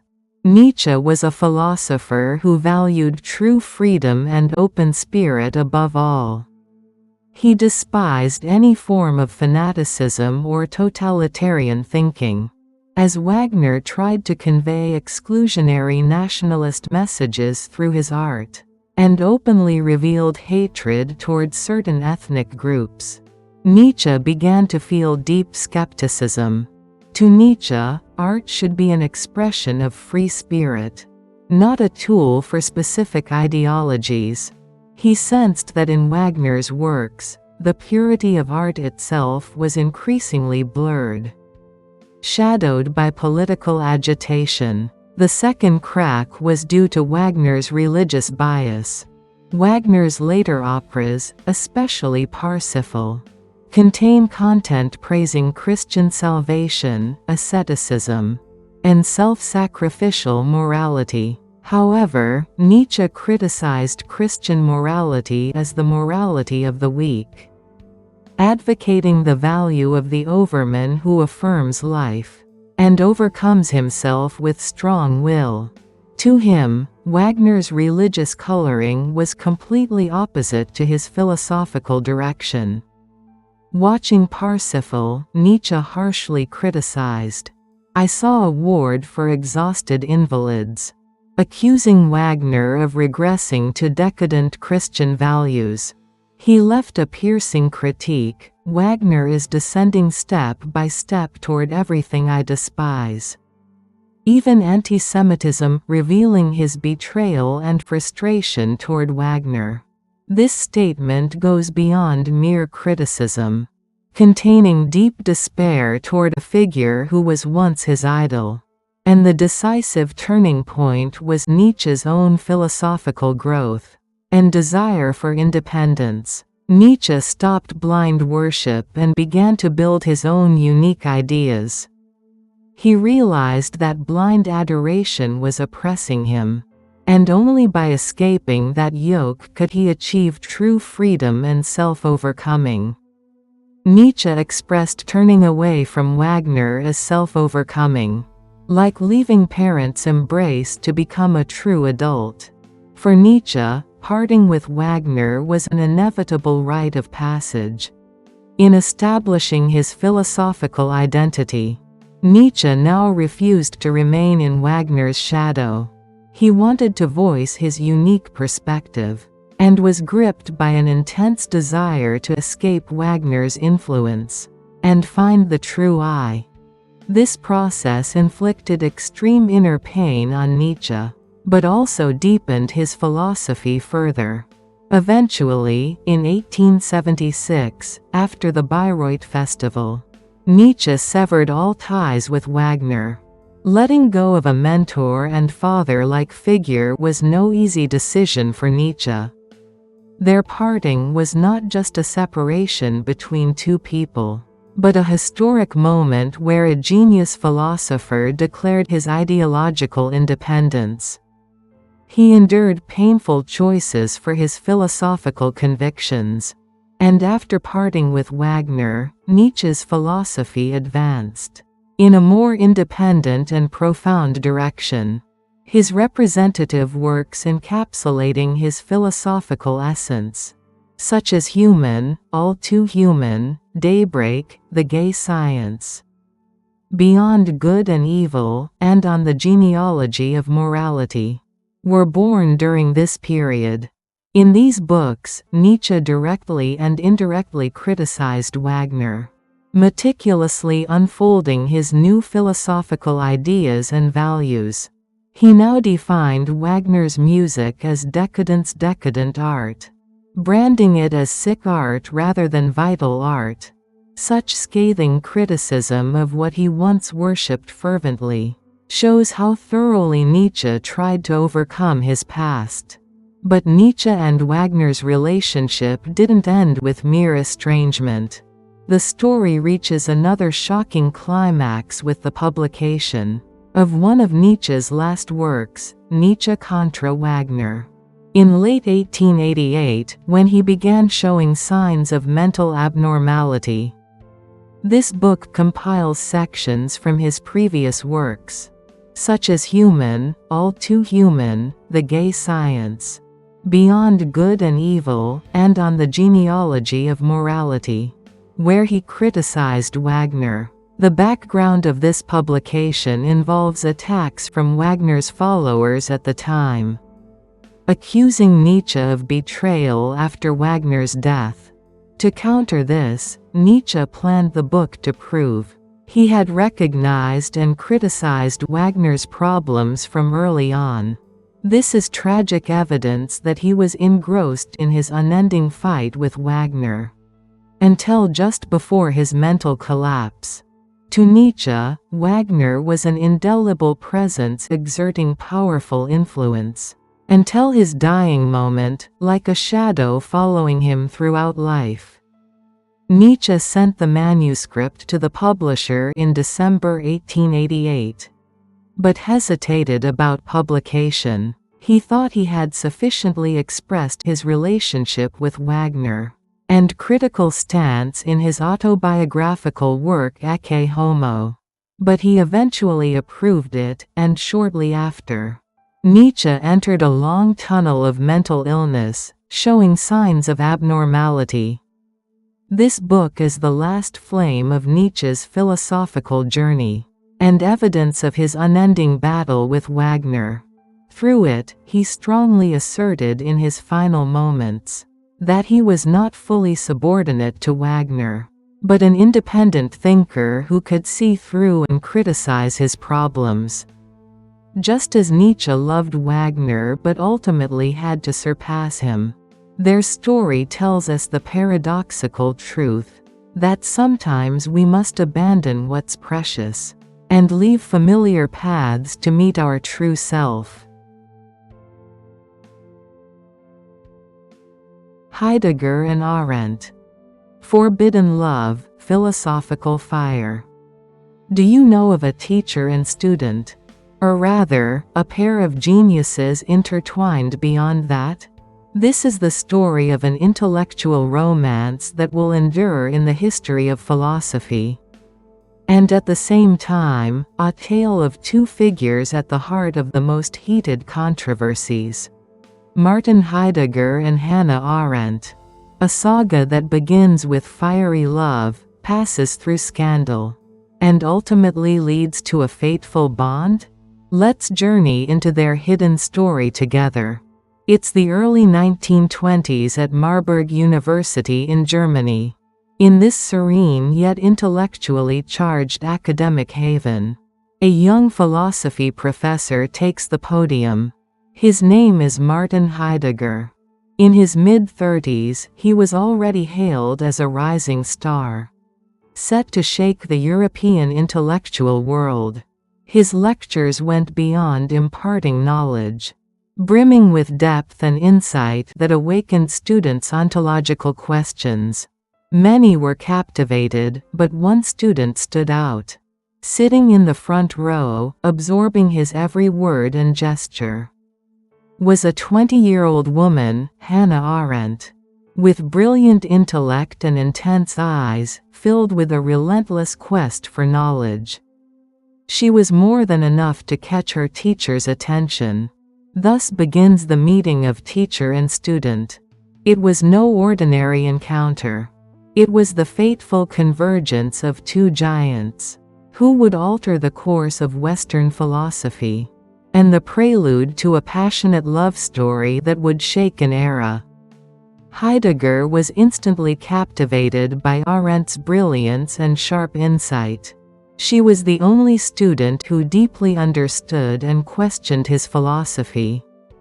Arendt, in turn, was overwhelmed by Heidegger's profound philosophical world and charismatic lectures. To her, he was more than a teacher, a great thinker piercing the essence of existence, offering a new perspective on understanding the world. Their relationship soon transcended academic exchange, evolving into a secret and passionate affair. Their bond was socially taboo for the time. A married professor and his 20-year-old student. The scrutiny and moral judgment of society could have been daunting.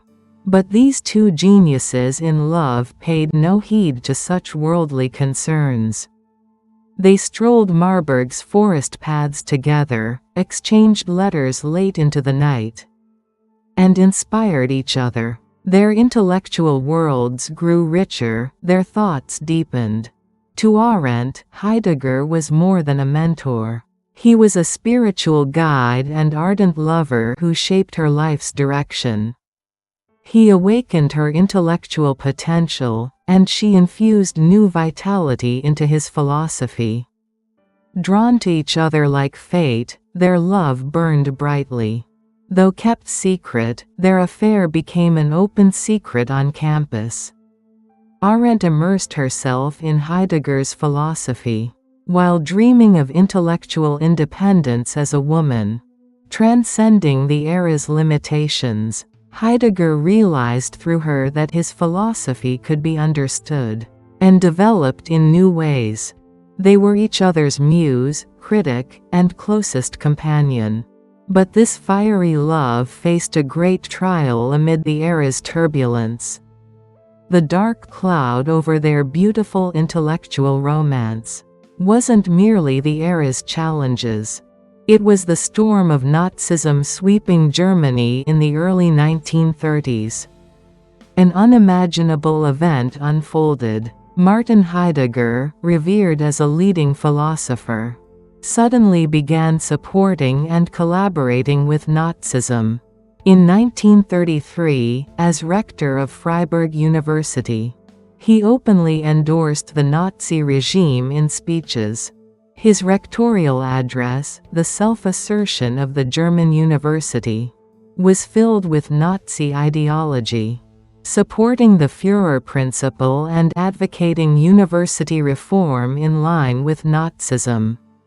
He even led efforts to dismiss Jewish professors. It was an unbelievable betrayal.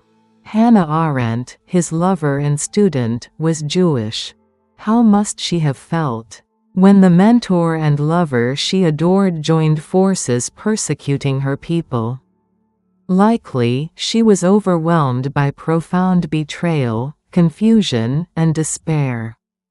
The fact that the man who was her intellectual guide and lover stood at the forefront of an ideology denying her identity shook her worldview to its core.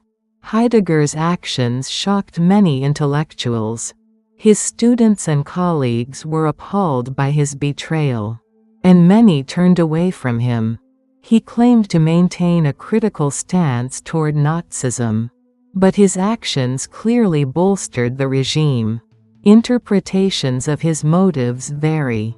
Political ambition, being swept up in Germany's societal mood, are dangerous elements in his philosophy aligning with Nazism.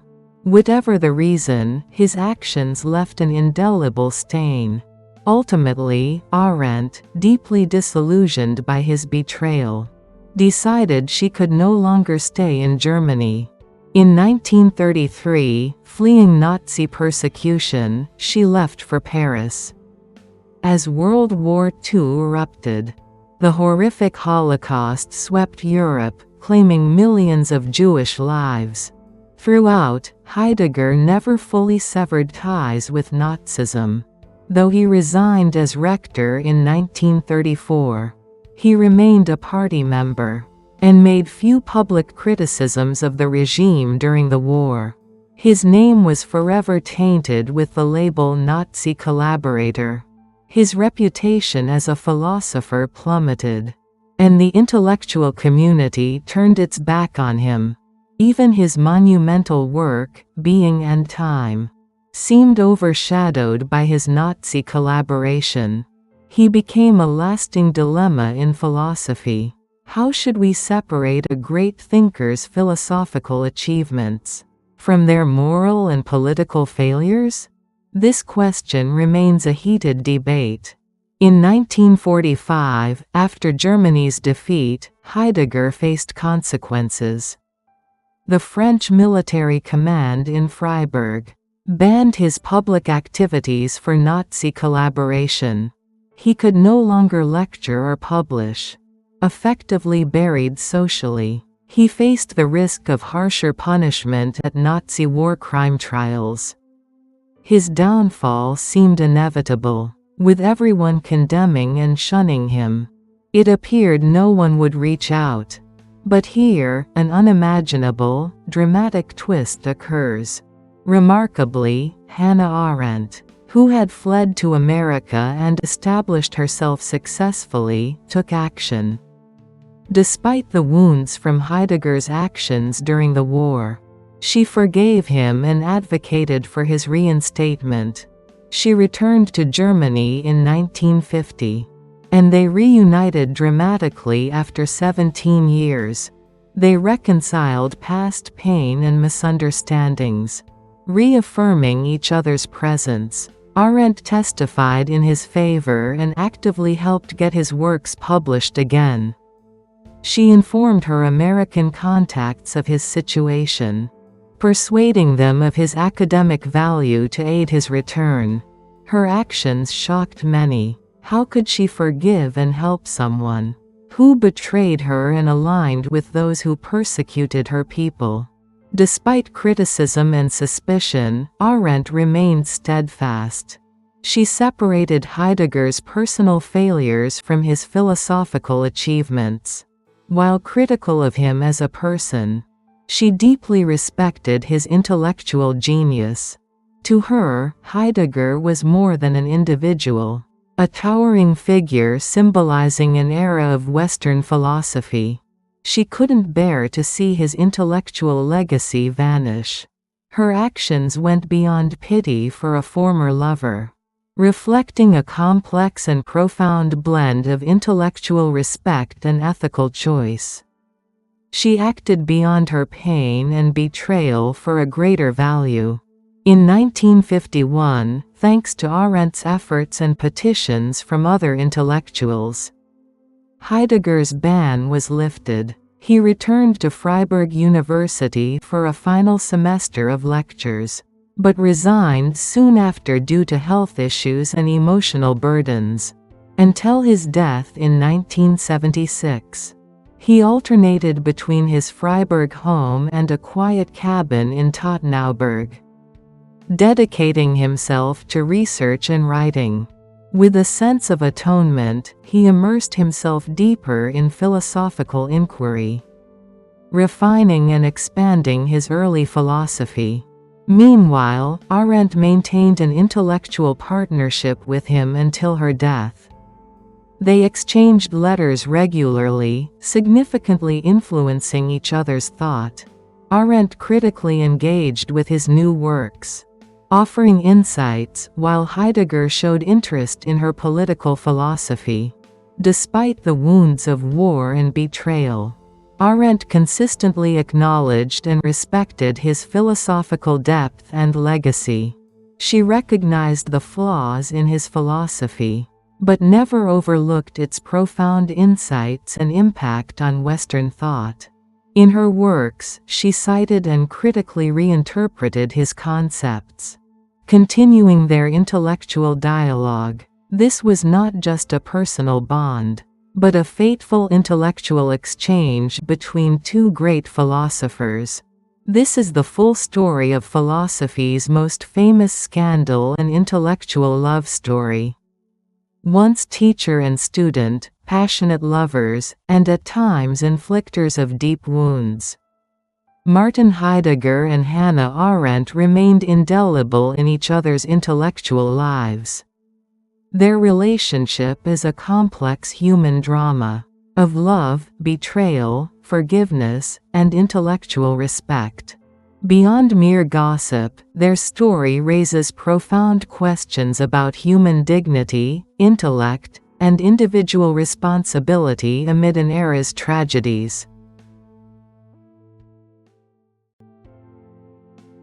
Socrates, Plato and Alcibiades.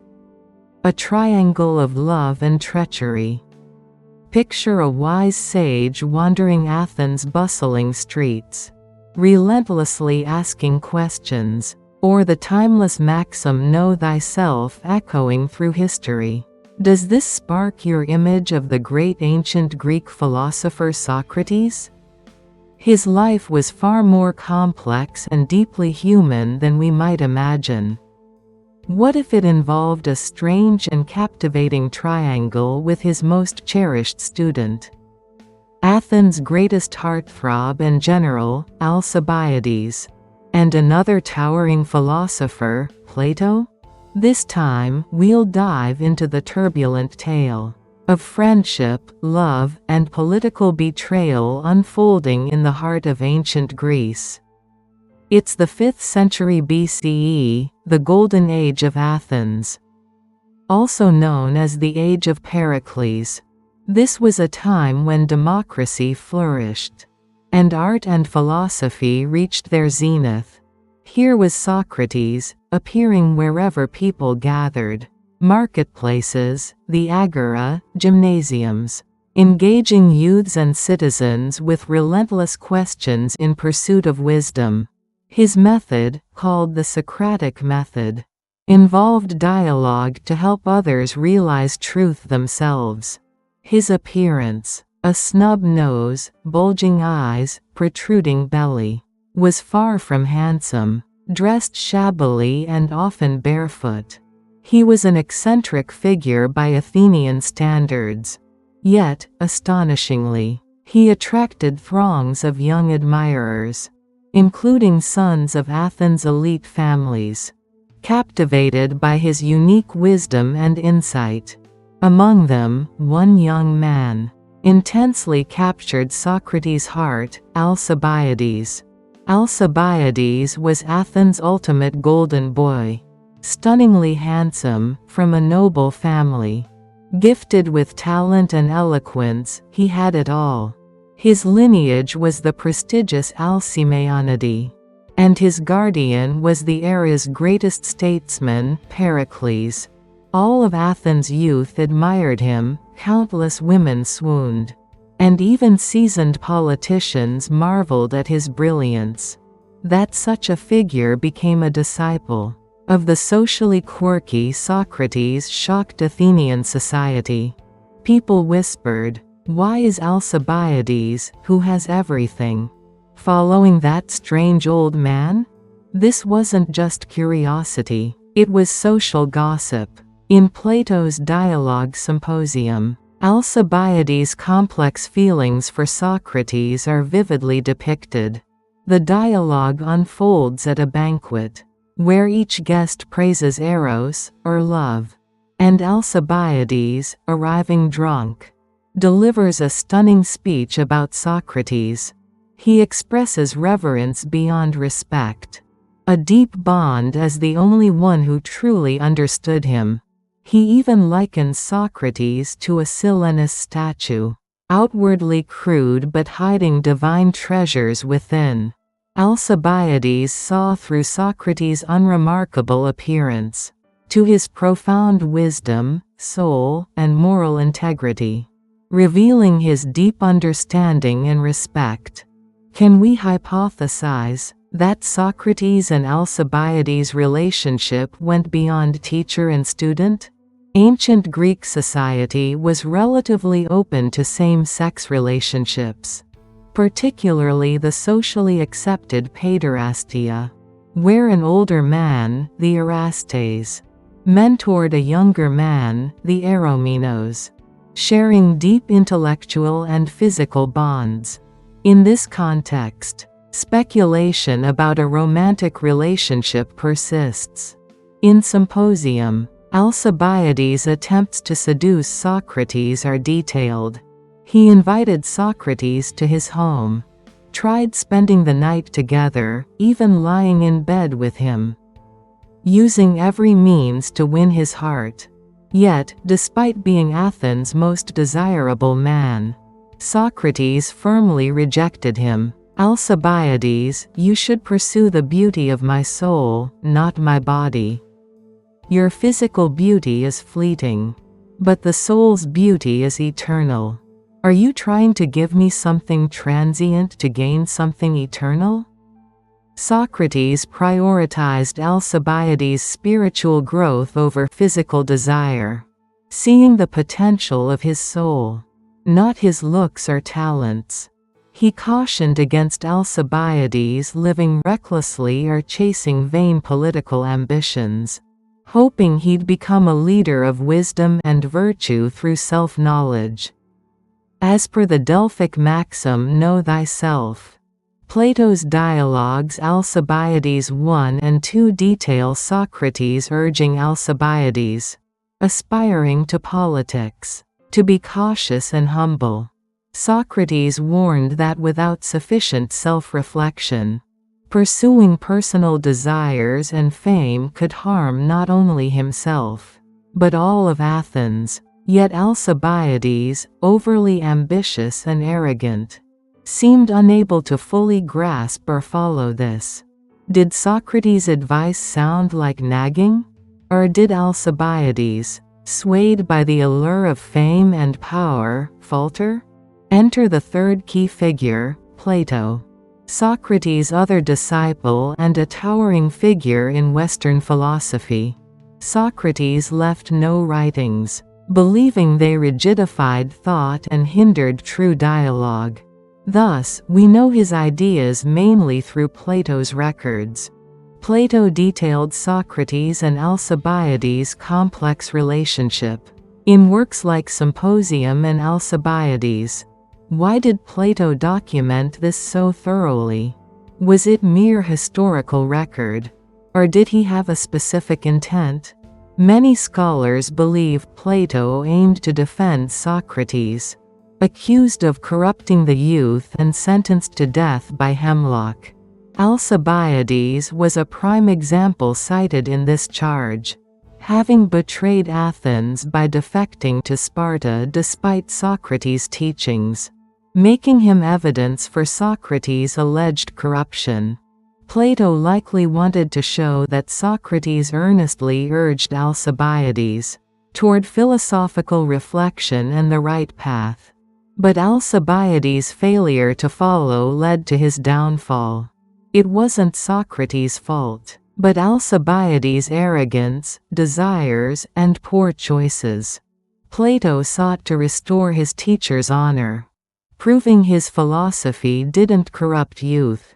What of Alcibiades' life? Despite Socrates' teachings, his stunning looks and talents won Athens' adoration. But his arrogance, extravagance, and insults to followers caused trouble. Ambitious and erratic, he led Athens as a general in the Peloponnesian War, spearheading the Sicilian expedition. Initially successful, political conspiracies and his own hubris led to crisis. Facing recall to Athens, he fled to Sparta, betraying his homeland by leaking military secrets, causing immense harm. His volatility and scandalous lifestyle led to his expulsion from Sparta, prompting him to defect to Persia. A true icon of betrayal. He chased personal gain and ambition across friend and foe, ultimately meeting a tragic end, assassinated in Persia. Despite Socrates' emphasis on spiritual growth and wisdom, Alcibiades couldn't overcome his desires and arrogance, walking a path to ruin. His life began brilliantly, like a Greek tragedy's hero, but ended miserably due to his flaws. Yet Symposium shows Alcibiades always held deep respect and affection for Socrates, even moved to tears by his words, revealing a complex love-hate bond. He knew Socrates' teachings were right, but couldn't resist the temptations of fame, power, and desire. His inner conflict, between following his teacher's wisdom and chasing worldly success, mirrors universal human struggles. A surprising fact, Socrates wasn't just the wise old man, or ascetic philosopher we imagine. Recent claims suggest his dedication to philosophy stemmed from love for a woman, Aspasia of Miletus, a brilliant figure and Pericles' lover, skilled in logic, rhetoric, and politics. She influenced Socrates and other intellectuals. Some say Socrates learned eloquence and wisdom from her. Perhaps his philosophical depth grew through human emotions of love, showing ancient philosophers weren't just rigid theorists, but lived with joy, sorrow, love, and desire. Today, through Socrates, Plato, and Alcibiades' complex relationship, we glimpse a slice of ancient Greek society. Their story reveals human nature's facets: wisdom and folly, love and betrayal, devotion and desire. Socrates' teachings profoundly impacted Alcibiades, but his free spirit and unchecked desires led to ruin, underscoring the importance of free will and moral choice. Plato, witnessing it all, recorded his teacher's greatness, ensuring his philosophy reached the world. Without Plato's records, we might not know Socrates today. His question, "How well do we know ourselves?" remains vital 2,500 years later. Alcibiades' tragic life reminds us that Socrates' "know thyself" is not just a maxim, but timeless wisdom, a compass for life. Augustine and Ambrose. From lost soul to Christian titan. Have you ever crossed paths with a mentor whose guidance reshaped your entire life's direction? In life, we often stand at crossroads, sometimes losing our way in the search for meaning. In those moments, a warm piece of advice or a striking word can become our compass. This time, we'll explore a story that transcends a page of Western philosophy, altering the course of human civilization. The fateful meeting of Augustine and Ambrose. How did a young philosopher, lost in intellectual wandering and spiritual thirst, rise to become a towering pillar of Christian thought? What hidden stories lie behind this transformation? And how did a clergyman become the savior of a lost and searching soul? Let's embark on this moving journey together. It's the late 4th century CE. In Milan, the heart of the Roman Empire, a vibrant city of intellectuals. The empire was declining, and Christianity was exerting powerful influence, shaping a new religious and social order in a turbulent era. Augustine was a leading intellectual of his time, akin to a prestigious university professor today. Born in Thagaste, North Africa, he was a renowned rhetoric professor in Milan. His oratory skills were unmatched, captivating audiences with eloquent speech and logical prowess. Students flocked to his lectures, and he basked in the glow of academic fame. Outwardly, he was a successful elite, a man who seemed to have everything. Yet, his inner life was far different, filled with deep conflict and wandering. For 9 years, he was immersed in Manichaeism, a religion preaching a dualism of light and darkness, good and evil. Augustine sought life's ultimate meaning and truth in its complex doctrines, but found only emptiness and disappointment. He also grappled with moral failings, indulging in pursuits of pleasure that caused him deep anguish. The death of his son from a relationship further crushed him with grief and guilt. Outwardly a dazzling scholar, inwardly he was a troubled soul, plagued by unresolved questions, spiritual thirst, and moral torment. Wandering like a man lost in a wilderness, desperately seeking truth. At this moment, a figure appeared, like a ray of light sent by fate. Ambrose, the Bishop of Milan. Ambrose was no ordinary man. Unlike the solemn, theological erudite cleric one might imagine, he wasn't originally a theologian or even baptized, just a catechumen. How did such a man become a bishop? Let's explore his remarkable story. Originally, Ambrose was a Roman administrator, a skilled lawyer from a noble family, climbing the elite ladder of society. In 374 CE, Milan faced chaos during a bishop election, with tensions between Arians and Nicene Christians threatening violence. As an official sent to maintain order, Ambrose stepped in to mediate. He delivered a calm, persuasive speech, his voice radiating authority and intellect, restoring order amid the chaos. His eloquence and charismatic leadership captivated the crowd. Suddenly, they shouted, "Ambrose for bishop! Ambrose for bishop!" Sent to quell a riot, he was unexpectedly acclaimed bishop, though he protested, citing his unbaptized status. The crowd's fervor and the emperor's approval led to his baptism and ordination as bishop within 8 days. This dramatic figure's sermons caught Augustine's attention. Initially, Augustine attended with little expectation. Perhaps to evaluate the new bishop's rhetoric or with a touch of intellectual arrogance. But as he listened, ripples stirred in his soul, opening long-closed doors. At first, he admired Ambrose's eloquent oratory and masterful rhetorical finesse. But gradually, the Christian message shook him deeply. A pivotal moment was Ambrose's approach to interpreting the Bible, especially the Old Testament. Steeped in Manichaeism, Augustine had struggled with its literal contradictions, finding it brutal or unscientific, even mocking it as intellectually inferior.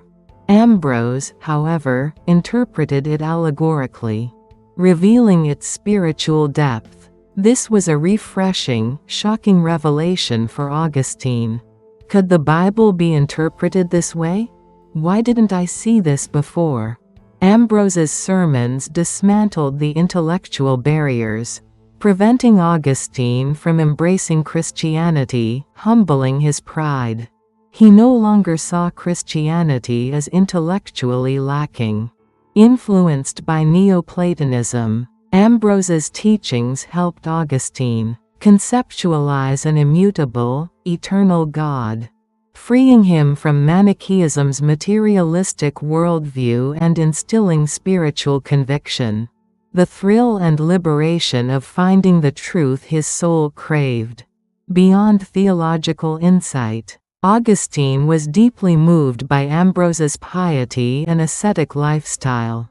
Ambrose practiced frequent fasting, ate mostly vegetarian, abstained from alcohol, and urged his congregation to do the same. His disciplined life shocked and challenged Augustine, who had indulged in worldly pleasures. How can such a respected figure live so ascetically? Ambrose's life was a powerful message, beyond the words of his sermons, prompting Augustine to reflect and convert. Another surprising detail: Ambrose's reading habits. In Confessions, considered humanity's first autobiography, Augustine recalls visiting Ambrose in Milan and being struck by his silent reading. In Roman times, reading aloud was standard. Even silent reading involved moving lips. Yet Ambrose read silently, lips still, a rare and remarkable practice. Augustine admired his intense focus and intellectual depth, deepening his respect for the bishop. Like a scene from a vivid movie, Augustine frequented Ambrose's sermons, hanging on every word, finding solace for his spiritual thirst. Ambrose, busy as Milan's bishop and a key imperial figure, likely didn't fully grasp Augustine's admiration or the depth of his profound struggles. Yet, through their meeting, a monumental event unfolded, not just for their era but for the entirety of human history, reshaping Western civilization's spiritual landscape. Finally, Augustine received baptism from Ambrose, marking a new life. This wasn't just a ritual, but a definitive moment where Augustine ended his spiritual wandering, establishing his identity in Christian faith. His conversion was a profound turning point, realigning his intellect, emotions, will, and soul within the framework of Christian truth.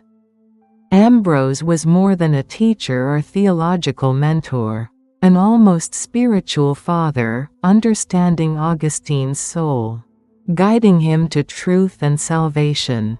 In Confessions, Augustine expresses deep gratitude to Ambrose, even requesting his secretary, Paulinus, to record Ambrose's life, a heartfelt tribute to the man who was his savior and compass. Their extraordinary relationship was pivotal in establishing Ambrose as one of the four great Latin Church Fathers, and Augustine as one of Western philosophy's greatest figures. Ambrose's firm belief in the Trinity, the equal divinity of Father, Son, and Holy Spirit, profoundly influenced Augustine's later work. On the Trinity, a cornerstone of Western theology rooted in Ambrose's insights. One man led a lost soul with intellect and spiritual charisma. The other, through his mentor's guidance, ended his wandering to become a great Christian philosopher and theologian. Their relationship, as priest and disciple, transcended personal bonds, reshaping Western civilization and the very foundations of Christian theology. They profoundly influenced each other, leaving an indelible mark on humanity's spiritual heritage. Their saga of wandering, anguish, awakening, and growth resonates across time. Rousseau and Diderot. Enlightenment friends turned foes. Have you ever crossed paths with a mentor whose brilliance reshaped your view of the world? This time we'll dive into the hidden stories of the Enlightenment's dazzling philosophers. You might think they only discussed grand ideas, but their lives were filled with drama just like ours. Our protagonists are Jean-Jacques Rousseau and Denis Diderot, once inseparable friends who shared everything only to become irreconcilable enemies. Let's travel to 18th century France. It's the mid-1700s, a time of turbulent ideas and budding revolution in a gritty Parisian alley. Two young men battling hunger, burned with fiery intellect to shake the world. They weren't just poor intellectuals, but great thinkers pondering humanity's future, dreaming of a new era. One was Jean-Jacques Rousseau, who'd later upend the world with Emile and the Social Contract, passionately championing human freedom and the purity of the natural state. The other was Denis Diderot, editor of the Encyclopédie, an Enlightenment giant driven to advance society through reason and science. Perhaps the poorest in Paris, they brimmed with vibrant intellectual energy. They had only their burning passion to change the world, brilliant ideas, and deep trust in each other. They leaned on one another to endure their harsh, exhausting lives. Rousseau looked up to Diderot like a brother, sometimes a spiritual guide, while Diderot recognized Rousseau's genius early, tirelessly encouraging his talents to shine. In Paris's shabby attics or noisy café corners, they clinked glasses late into the night, debating philosophy, art, and how to end the rotten feudal era to build a new world. Their conversations sparked like fireworks, filling each other's gaps, offering encouragement, perhaps serving as muses inspiring one another endlessly. Diderot valued Rousseau's brilliance so much, he invited him to contribute to his ambitious encyclopedia. Their friendship seemed solid, eternal. Friend, even if the world doesn't see us, we'll change it. Our ideas will spark a new era. They likely shared such words all night, affirming their bond. Each other's presence gave them strength to endure harsh reality. But as with all things, a flame too fierce can burn its surroundings. Their friendship, so intense, ultimately blazed into a tragic end, reducing everything to ashes. The rift began with ideological differences. Rousseau believed human nature was good, but corrupted and made unhappy by civilization and societal institutions.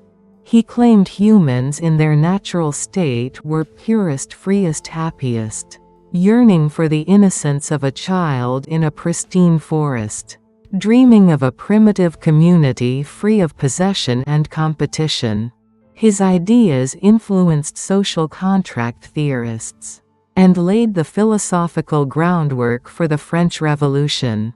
Diderot, however, was a staunch Enlightenment thinker, believing humanity must escape superstition and ignorance through reason and science. He saw progress in scientific advancement, and rational thought like a shining blade of reason, cutting through the darkness of superstition and feudal systems. He believed human intellect, through ceaseless inquiry, could build a better future. This fundamental divide began to crack their bond, like a small fissure slowly widening. Their disagreement wasn't just a difference of opinion, but a clash over life's core direction.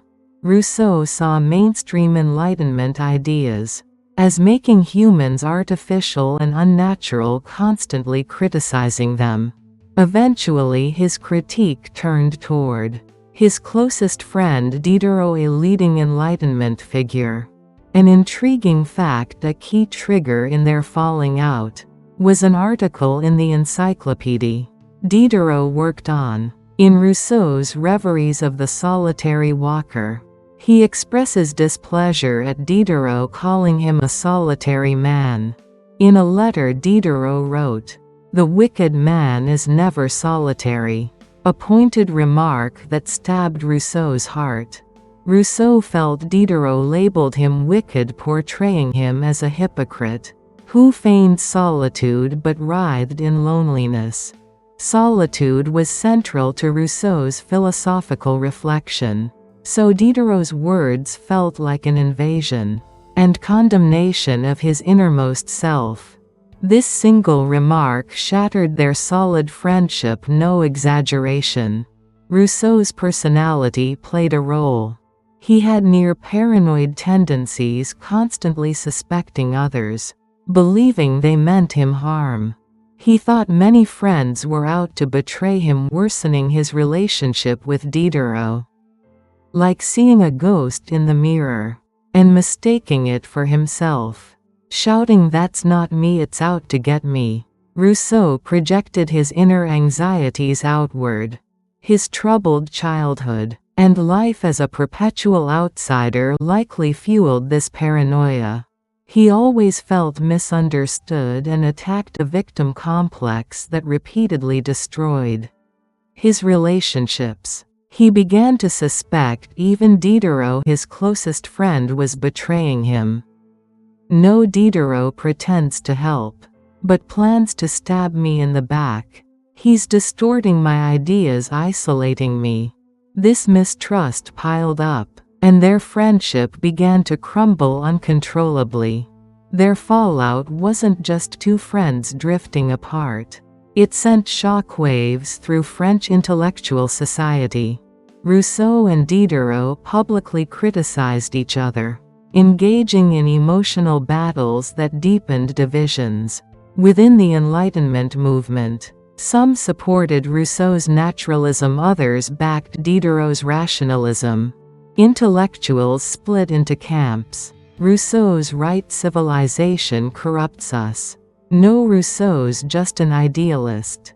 Diderot's reason and science will save humanity. Their split shocked the intellectual community. Once hailed as Enlightenment's hope, these two giants now hurled sharp criticism and curses at each other. Like a beloved band's shocking breakup, it left their fans and supporters disappointed and confused. Rousseau's misfortunes didn't end there. He also fell out with Voltaire, another Enlightenment titan, who called him a mad dog and demon. Rousseau became virtually ostracized in French intellectual circles, a lonely genius shunned by all. At this point one might pity him. His paranoid tendencies and extreme victim complex were major causes, but his radical ideas, too bold for his time, were also alien and hard to grasp, possibly threatening the social order and elites, leading to his rejection. Was Rousseau too lonely, too brilliant? A deep wound of being misunderstood and alienated seemed ever present in him. Thus the fiery friendship, of two philosophers who defined an era ended in cold separation. Their story teaches much. Even great thinkers had human conflicts and flaws. Differences in beliefs and misunderstandings can shatter even the strongest bonds. While holding firm to convictions is vital, flexibility in relationships is equally essential for a human life. Russell and Whitehead. Crafting Principia Mathematica's logic legacy. What comes to mind when you think of mathematics? Tough, rigid formulas or perhaps drowsy, boring hours? Did you know there's a book that devoted hundreds of pages to proving the seemingly obvious fact that 1 + 1 = 2? What if this book, a monumental work of human intellect, was crafted over a decade by two world-renowned logicians and philosophers in the early 20th century? Today we'll uncover the wild, beautiful and sometimes chaotic story behind Bertrand Russell and Alfred North Whitehead's Principia Mathematica. The story begins in the early 20th century at Cambridge University, England's cradle of scholarship and intellectual hub.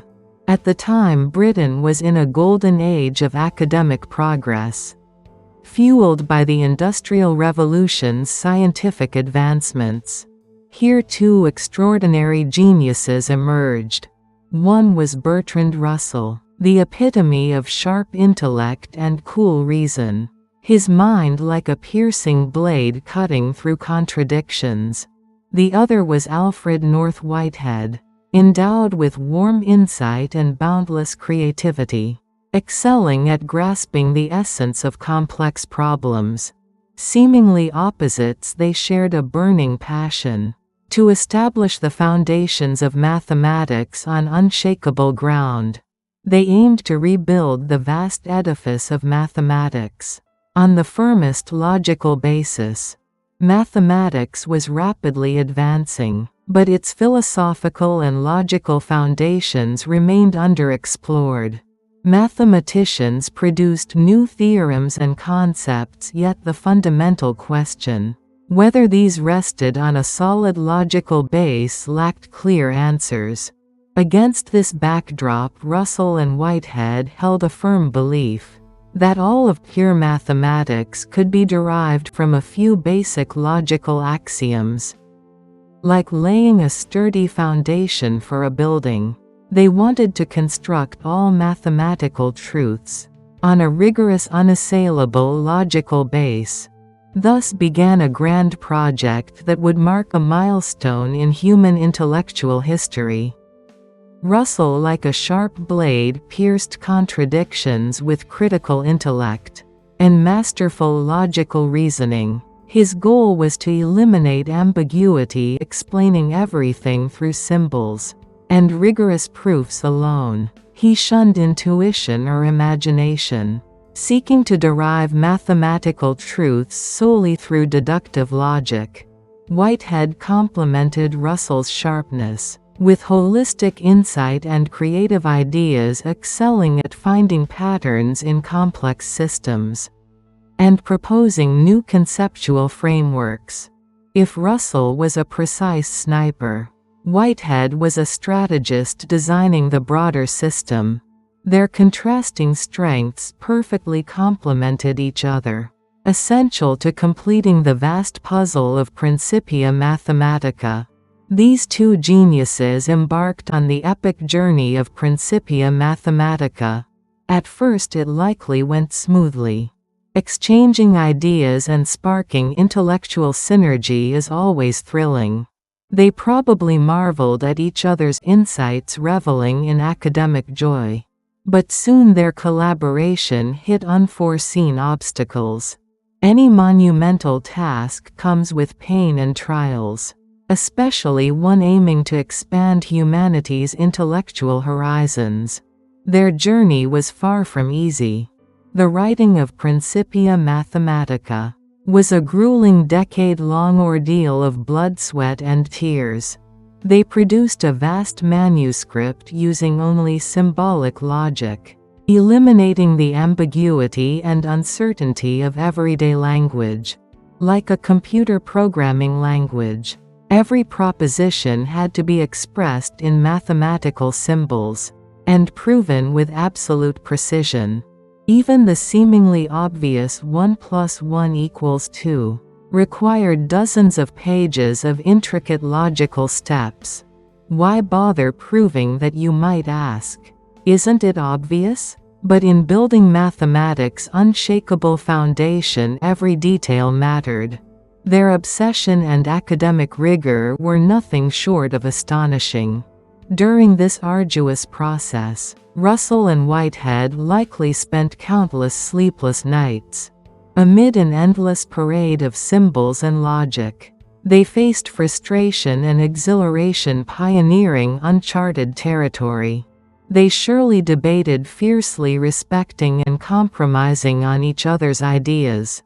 Russell's sharp critical perspective and Whitehead's broad creative ideas may have clashed intensely, but these collisions forged stronger, more perfect logic. Like cold steel meeting hot fire to create a stronger alloy, their intellectual struggles made Principia Mathematica a timeless masterpiece. Their collaboration was a true academic partnership. But their hardships didn't end there. When the massive 3-volume manuscript was complete, they faced the harsh reality of publishing. Cambridge University Press balked at the enormous symbol-laden work. This book is too complex and specialized to sell to general readers. Publishing it would incur at least a £600 loss. It was a cold commercial calculation. Despite its academic value, it lacked marketability. Undeterred, the two were driven by a powerful sense of mission to bring their work to the world. The press proposed they cover part of the costs of the £600 loss. The press would bear £300, with the authors or the Royal Society covering the rest. They appealed to the Royal Society, Britain's premier academic body, which offered only £200. Ultimately, Russell and Whitehead had to personally cover the remaining £100. Unthinkable today, paying to publish their own book. Their academic passion and dedication to human knowledge were awe-inspiring. This episode vividly shows how Principia Mathematica was ahead of its time and struggled for acceptance. After countless challenges, Principia Mathematica finally saw the light of day.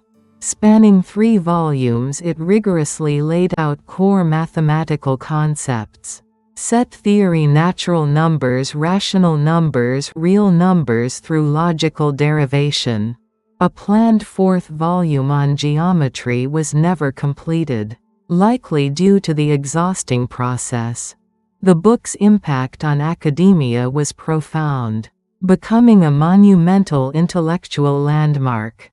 It wasn't just a mathematical work, but profoundly influenced the study of mathematical foundations.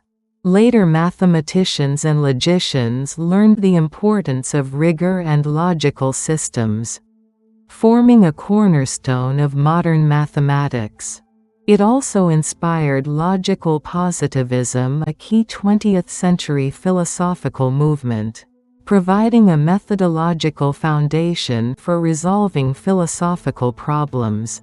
Through clear language, Russell aimed to show what an ideal ambiguity-free logical language should be, a grand philosophical attempt to explore human thought and secure knowledge's certainty. Its influence was pivotal in modern analytic philosophy's development. Their collaboration was more than intellectual camaraderie, a true academic partnership. Though Russell briefly embraced idealism under metaphysician MacTaggart's influence at Cambridge, he later solidified his beliefs, becoming a giant of analytic philosophy. Whitehead, trained in mathematics, later expanded into philosophy, becoming a Harvard professor and developing process philosophy. Yet Principia Mathematica remains their shared eternal legacy, a testament to their intellectual exchange and dedication. Their perseverance, mutual respect and understanding show why we must press toward goals despite obstacles. Russell's sharp analysis and Whitehead's creative synthesis offer an ideal model for modern academic collaboration. Schopenhauer and Goethe. Color theory, sparks and rifts. Today we'll dive into the thrilling, sometimes dizzying story of two giants who defined an era. One was Goethe, already a living legend and icon of his time. The other a fiery young genius just stepping onto the world stage. Arthur Schopenhauer. Their meeting, their exchanges, and the hidden tensions and ripples that followed will captivate us. What twists and turns did the relationship between a revered scholar, a treasure trove of wisdom, and a young philosopher with a razor-sharp and compromising intellect undergo? It's time to deeply explore their story, intertwined like a twist of fate. It was 1813, a time when Europe was shaken by the Napoleonic Wars, but the tranquil streets of Weimar Germany were still filled with the scent of intellect. Here 25-year-old Arthur Schopenhauer was burning with philosophical reflections. He was already brimming with his own views of the world, eagerly seeking a chance to unveil them. And there was one figure who would profoundly influence him, perhaps guide him as an eternal mentor, and at the same time become a lifelong target of critique. Johann Wolfgang von Goethe, Germany's greatest literary figure, already a living legend. To Schopenhauer, Goethe was an object of admiration, a treasury of knowledge, the very pinnacle of human intellect. His steps toward meeting Goethe must have been heavy with excitement and nerves, his heart pounding in his ears. Did he sense this encounter would transform his life? Goethe instantly recognized Schopenhauer's brilliance and unmatched sharp intuition. After reading Schopenhauer's doctoral dissertation, Goethe reportedly praised its depth and insight without reservation. Here we glimpse Goethe's keen perception, spotting the young scholar's potential. Yet it's said Goethe found Schopenhauer an enigmatic figure. Did he see through Schopenhauer's deep inner world and brilliant insights to his delicate, hypersensitive nature?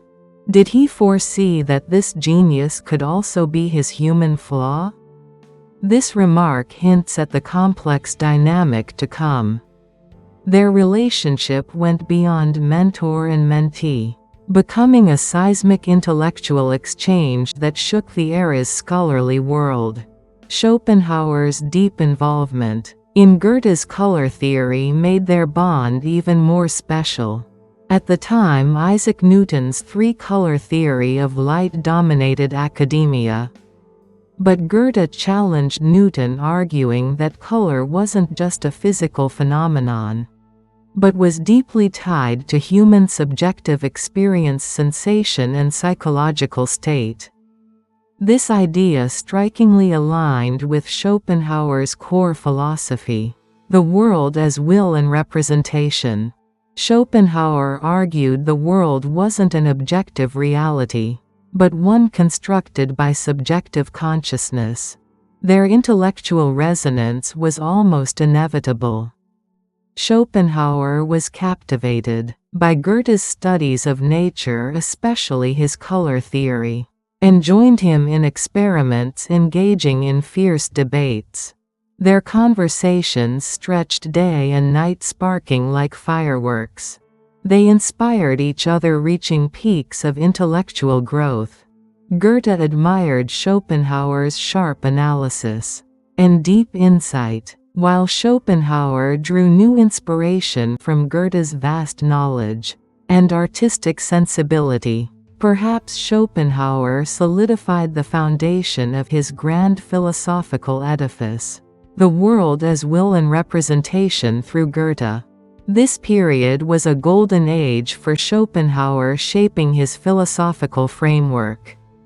In Goethe's broad embrace, he could freely refine his ideas. Goethe often invited Schopenhauer to his home for scholarly discussions. Their talks spanned philosophy, science, and art, likely endless. Schopenhauer learned through his sister, close to Goethe's daughter-in-law Ottilia, that Goethe read his work with satisfaction. At that moment Schopenhauer felt he had the world. To be recognized by the great Goethe was the ultimate honor for a young scholar. He must have felt like Goethe's chosen heir. Their early relationship seemed the epitome of an ideal mentor-student bond. But not all bonds remain beautiful forever. When two great intellects meet, academic differences inevitably sow seeds of conflict. Cracks began to form in their relationship. Though their views initially seemed aligned, they gradually diverged. The turning point came when Schopenhauer expressed critical views on Goethe's color theory. Goethe's theory faced fierce criticism from mainstream academia, particularly Newtonian scientists. Schopenhauer, aware of this, didn't blindly follow, but applied sharp critical analysis. Despite his respect for his mentor, his passion for academic truth tolerated no compromise. He pointed out logical flaws and methodological limits in Goethe's theory, presenting his own views. This critique, beyond a mere difference of opinion, was a precarious challenge to his mentor's authority. Goethe faced a situation where his cherished theory, the fruit of years of passion, was criticized by a young protégé. Reportedly, he wrote to his friend Schultz in Berlin, noting he was slightly annoyed but admired Schopenhauer's boldness. An ordinary person might have been openly displeased, but Goethe valued Schopenhauer's principled critique, perhaps seeing echoes of his own youthful rebellion against established thought. He might have thought, "My student is so brilliant and independent," feeling secretly proud, yet he likely felt a subtle unease at the critique of his beloved theory. This mixed emotion marked a turning point. After this, their relationship was never the same. The gap widened and they went their separate ways. Schopenhauer continued respecting Goethe as a mentor, but didn't retract his critique of the color theory. His pursuit of truth was unrelenting, scrutinizing even his mentor's work. Goethe, while acknowledging Schopenhauer's genius, may have felt burdened by his radical, sometimes rude critique. Perhaps he worried Schopenhauer's fiery temperament might overshadow his brilliance. Though they drifted apart, their meeting and conflict nourished Schopenhauer's unique philosophy. Schopenhauer's critical streak wasn't limited to Goethe. He sharply attacked Hegel, the dominant German idealist, saying his philosophy frightened him with its obscure and arrogant style. Such bold words were quintessentially Schopenhauer. He feared no one in the face of academic truth. Despite Hegel's immense influence as a Berlin University professor, Schopenhauer condemned his philosophy as an abstract game detached from reality. He attacked Hegel's logical ambiguity and pedantic style, insisting true philosophy must confront life's pain and reality. This temperament fueled his masterpiece, The World as Will and Representation. Challenging established order honed his philosophy. At 26, Schopenhauer began this monumental work, completing it over 4 years. Starting with the bold declaration, "The world as will and representation," it shocked the intellectual world. By distinguishing the world we perceive from a blind will beyond, he questioned objective reality, arguing all knowledge is subjective representation. He saw a blind irrational will as the force driving life and the cosmos, not reason or God. This will spawns endless desire, causing pain when unfulfilled. His pessimistic worldview, that life is a cycle of suffering, stemmed from this. Schopenhauer believed his work would be a historic milestone, but it barely sold upon release. The world wasn't ready for his genius. He raged at the indifference of academics, feeling deep despair at being misunderstood.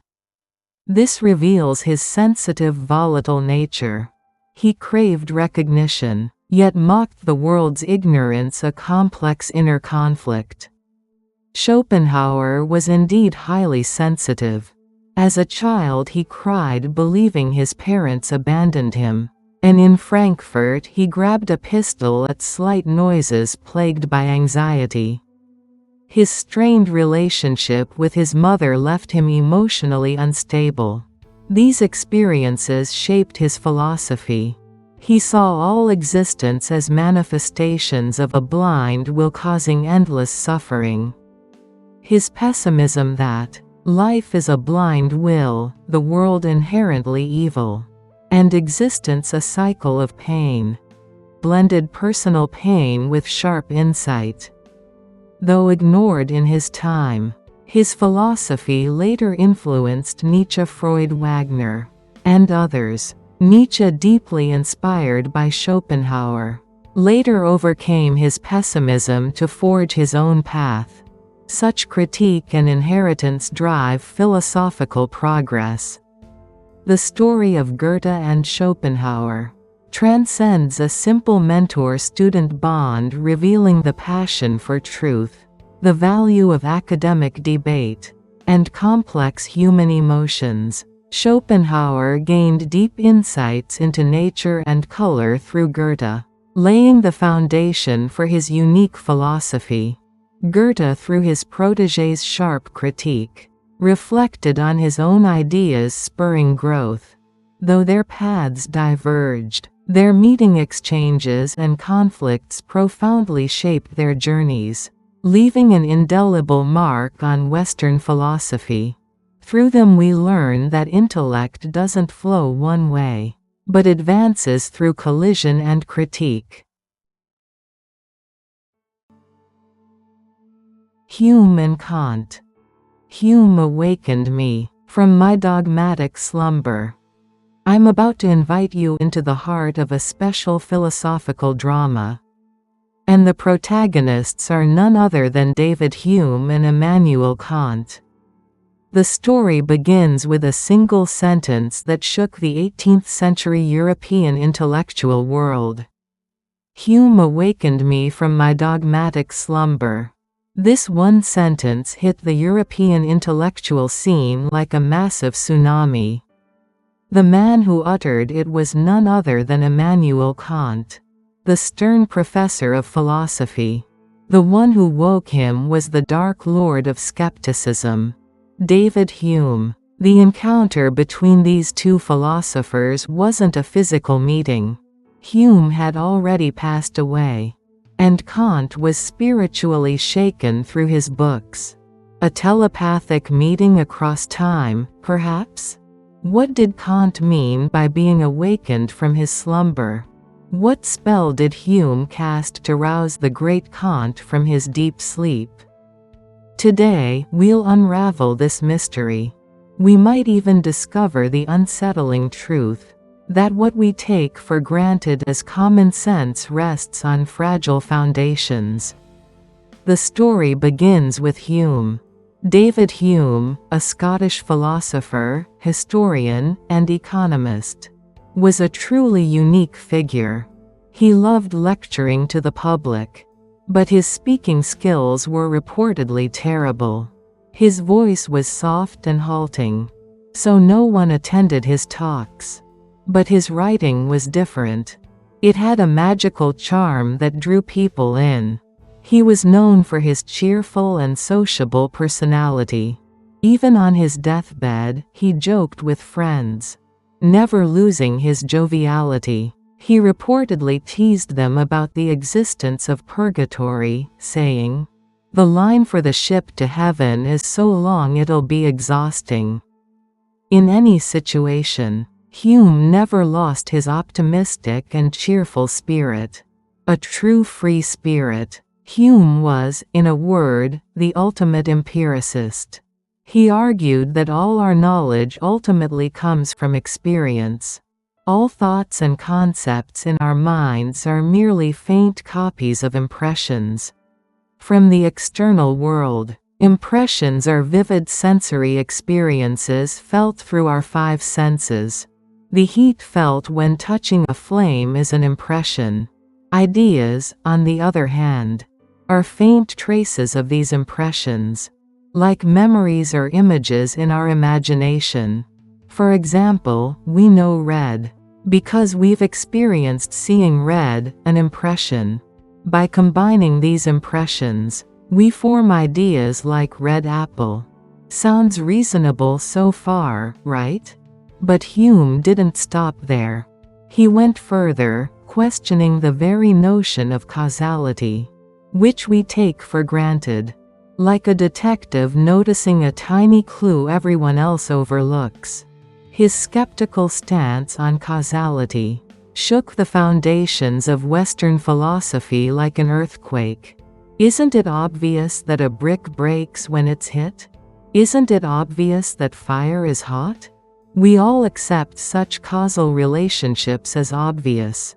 Touch fire, it's hot. Throw a ball, it falls. No effect without a cause. But Hume asked, have we ever directly experienced the necessary connection between these events? He pointed out that we've never seen or touched the necessary link between cause and effect. All we experience is one event followed by another in succession. For example, we've seen billiard ball A hit billiard ball B countless times, and B moves, so we think A caused B to move. But Hume says, all we've seen is A hitting B and B moving. We've never seen a force connecting A to B.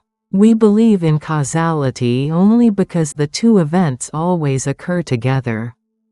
Out of habit, it's like believing the sun will rise tomorrow, because it rises every morning. But what if it doesn't? A cosmic disaster could happen. This is called Hume's skepticism of causality, and it sent shockwaves through the scientific and philosophical thought of his time. Hume's argument turned the intellectual world upside down.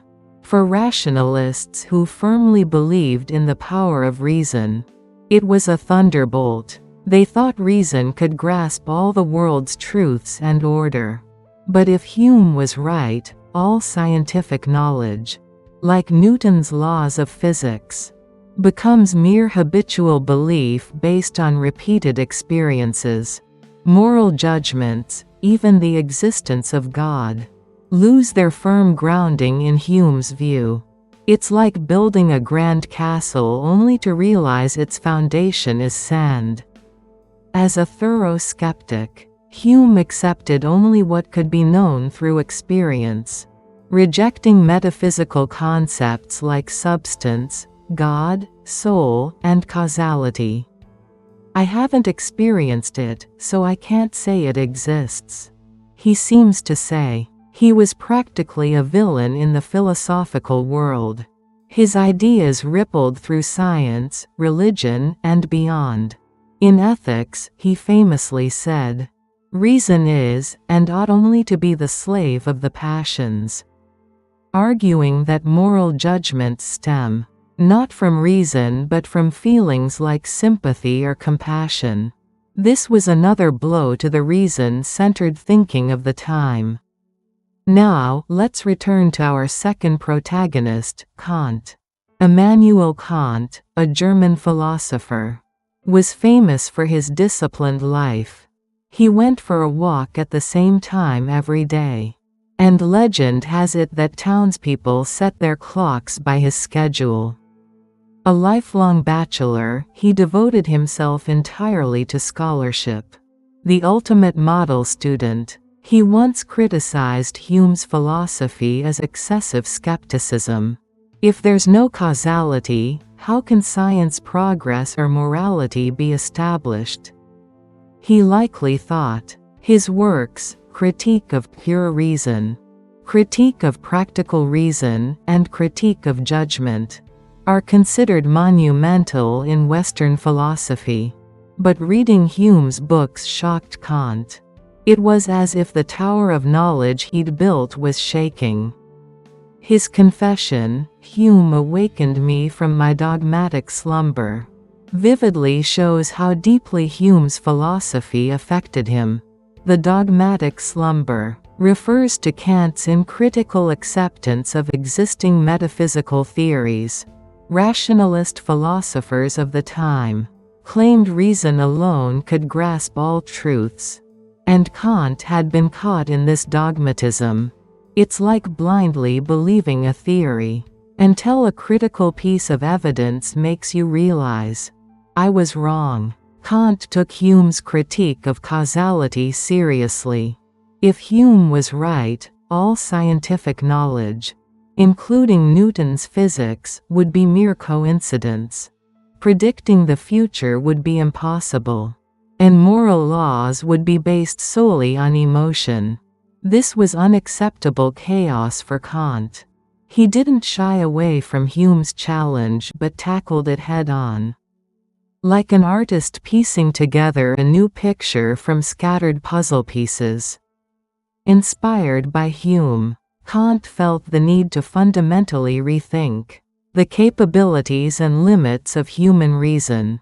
He sought a new philosophical path to explore what humans can know, do, and hope for.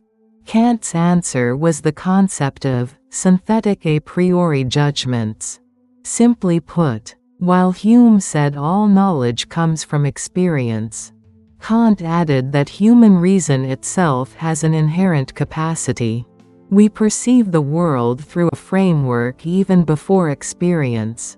Like wearing glasses that shape how we see the world's colors.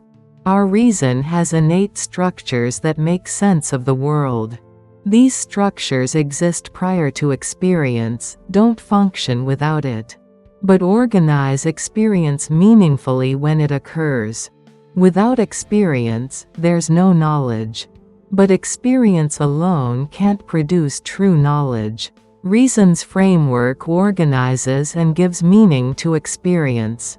It's like a chef needing both fresh ingredients, experience and tools. Reason's framework to create a delicious dish, knowledge. Kant believed this framework includes concepts like time, space, and causality. When we experience an event, we unconsciously place it in time and space and seek causal connections.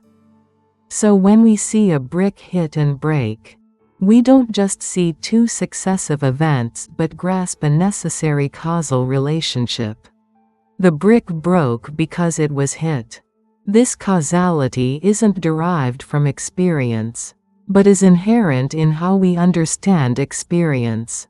Human reason isn't a passive receiver of experience but actively constructs and orders it. This insight was revolutionary, countering Hume's skepticism and establishing a new epistemology. Kant overcame Hume's claim that we can't experience necessary connections by explaining them through reasons, a priori forms. This was a groundbreaking idea. While Hume's empiricism sought to dismantle metaphysics, Kant wove together empiricism and rationalism to chart a new path.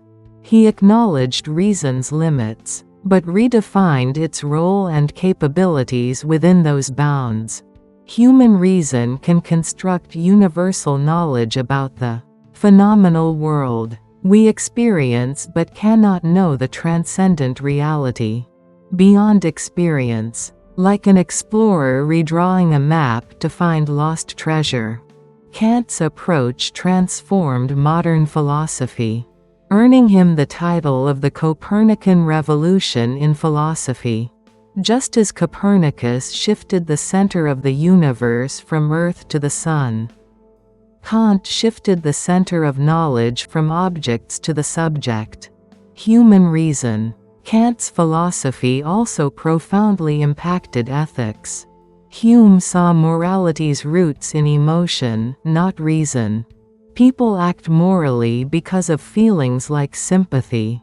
He argued, for Hume, moral right and wrong were merely emotional responses, not rational judgments. But Kant disagreed. He believed morality shouldn't be swayed by emotions, like a ship tossed by waves. Morality based on fluctuating, subjective emotions couldn't be a true moral law. Kant proposed the categorical imperative, act only according to that maxim, whereby you can at the same time will that it should become a universal law. In simpler terms, act only in ways you'd be okay with everyone doing, or do what's right in any situation. Actions should be done because they are right, not for personal gain, others' opinions, or emotions. This is Kant's goodwill, a pure moral will unswayed by conditions or purposes. Like an unshakable rock, it acts solely on reason's command. While Hume found morality's roots in the waves of emotion, Kant built it on the solid ground of reason. His ethics still provide a key framework for navigating moral dilemmas today. The debate between these two philosophers continues in various forms today. Their ideas can be compelling material for films or novels. For instance, Hume's skepticism could explore the relativity of truth in a movie. Is what the protagonist sees and hears objectively true? If everything is just sensory experience, what should we believe? Like being trapped in a hall of mirrors, unsure what's real. This could be cinematically depicted. Films like The Matrix or Inception, questioning the reality we experience, align with Hume's philosophy. His ideas challenge the foundations of reality, offering a powerful tool to provoke deep questions in audiences. Hume and Kant's moral philosophies can deepen characters' inner conflicts. For example, in a film, a protagonist facing a moral dilemma might wrestle with acting on emotion, as Hume suggests, or choosing the rational path, as Kant demands, even at great personal cost. This conflict creates compelling narratives, like a character standing at a crossroads.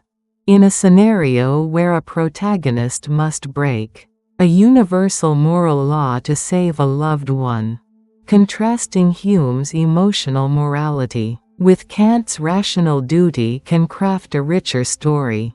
What is the right thing to do? Is a fundamental question we all face. The debate over free will is also key.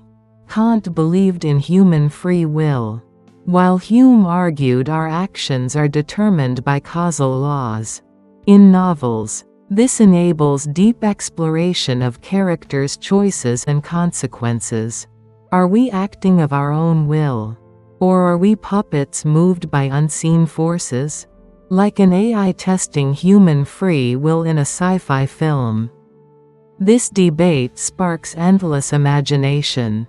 In a time travel novel, a protagonist trying to change the past raises questions. Is it free will, or part of a predetermined fate? Hume's deterministic view and Kant's free will perspective add rich meaning to characters' motivations, actions, and story resolutions. David Hume and Immanuel Kant. One pushed the limits of experience to expose reason's boundaries, while the other sought new possibilities for reason within those limits. Like two great scientists tackling the same problem with different methods. Hume woke Kant from his dogmatic slumber, and Kant built a new philosophical continent from that awakening. Their debate isn't just a historical tale. It still profoundly shapes our thinking and worldview. It raises fundamental questions about how we perceive the world, what we believe, and how we should live. Understanding their philosophies is a vital compass for navigating the complexities of modern society and exploring the meaning of our lives. Their ideas transcend time, guiding the eternal quest for human existence, knowledge, and morality.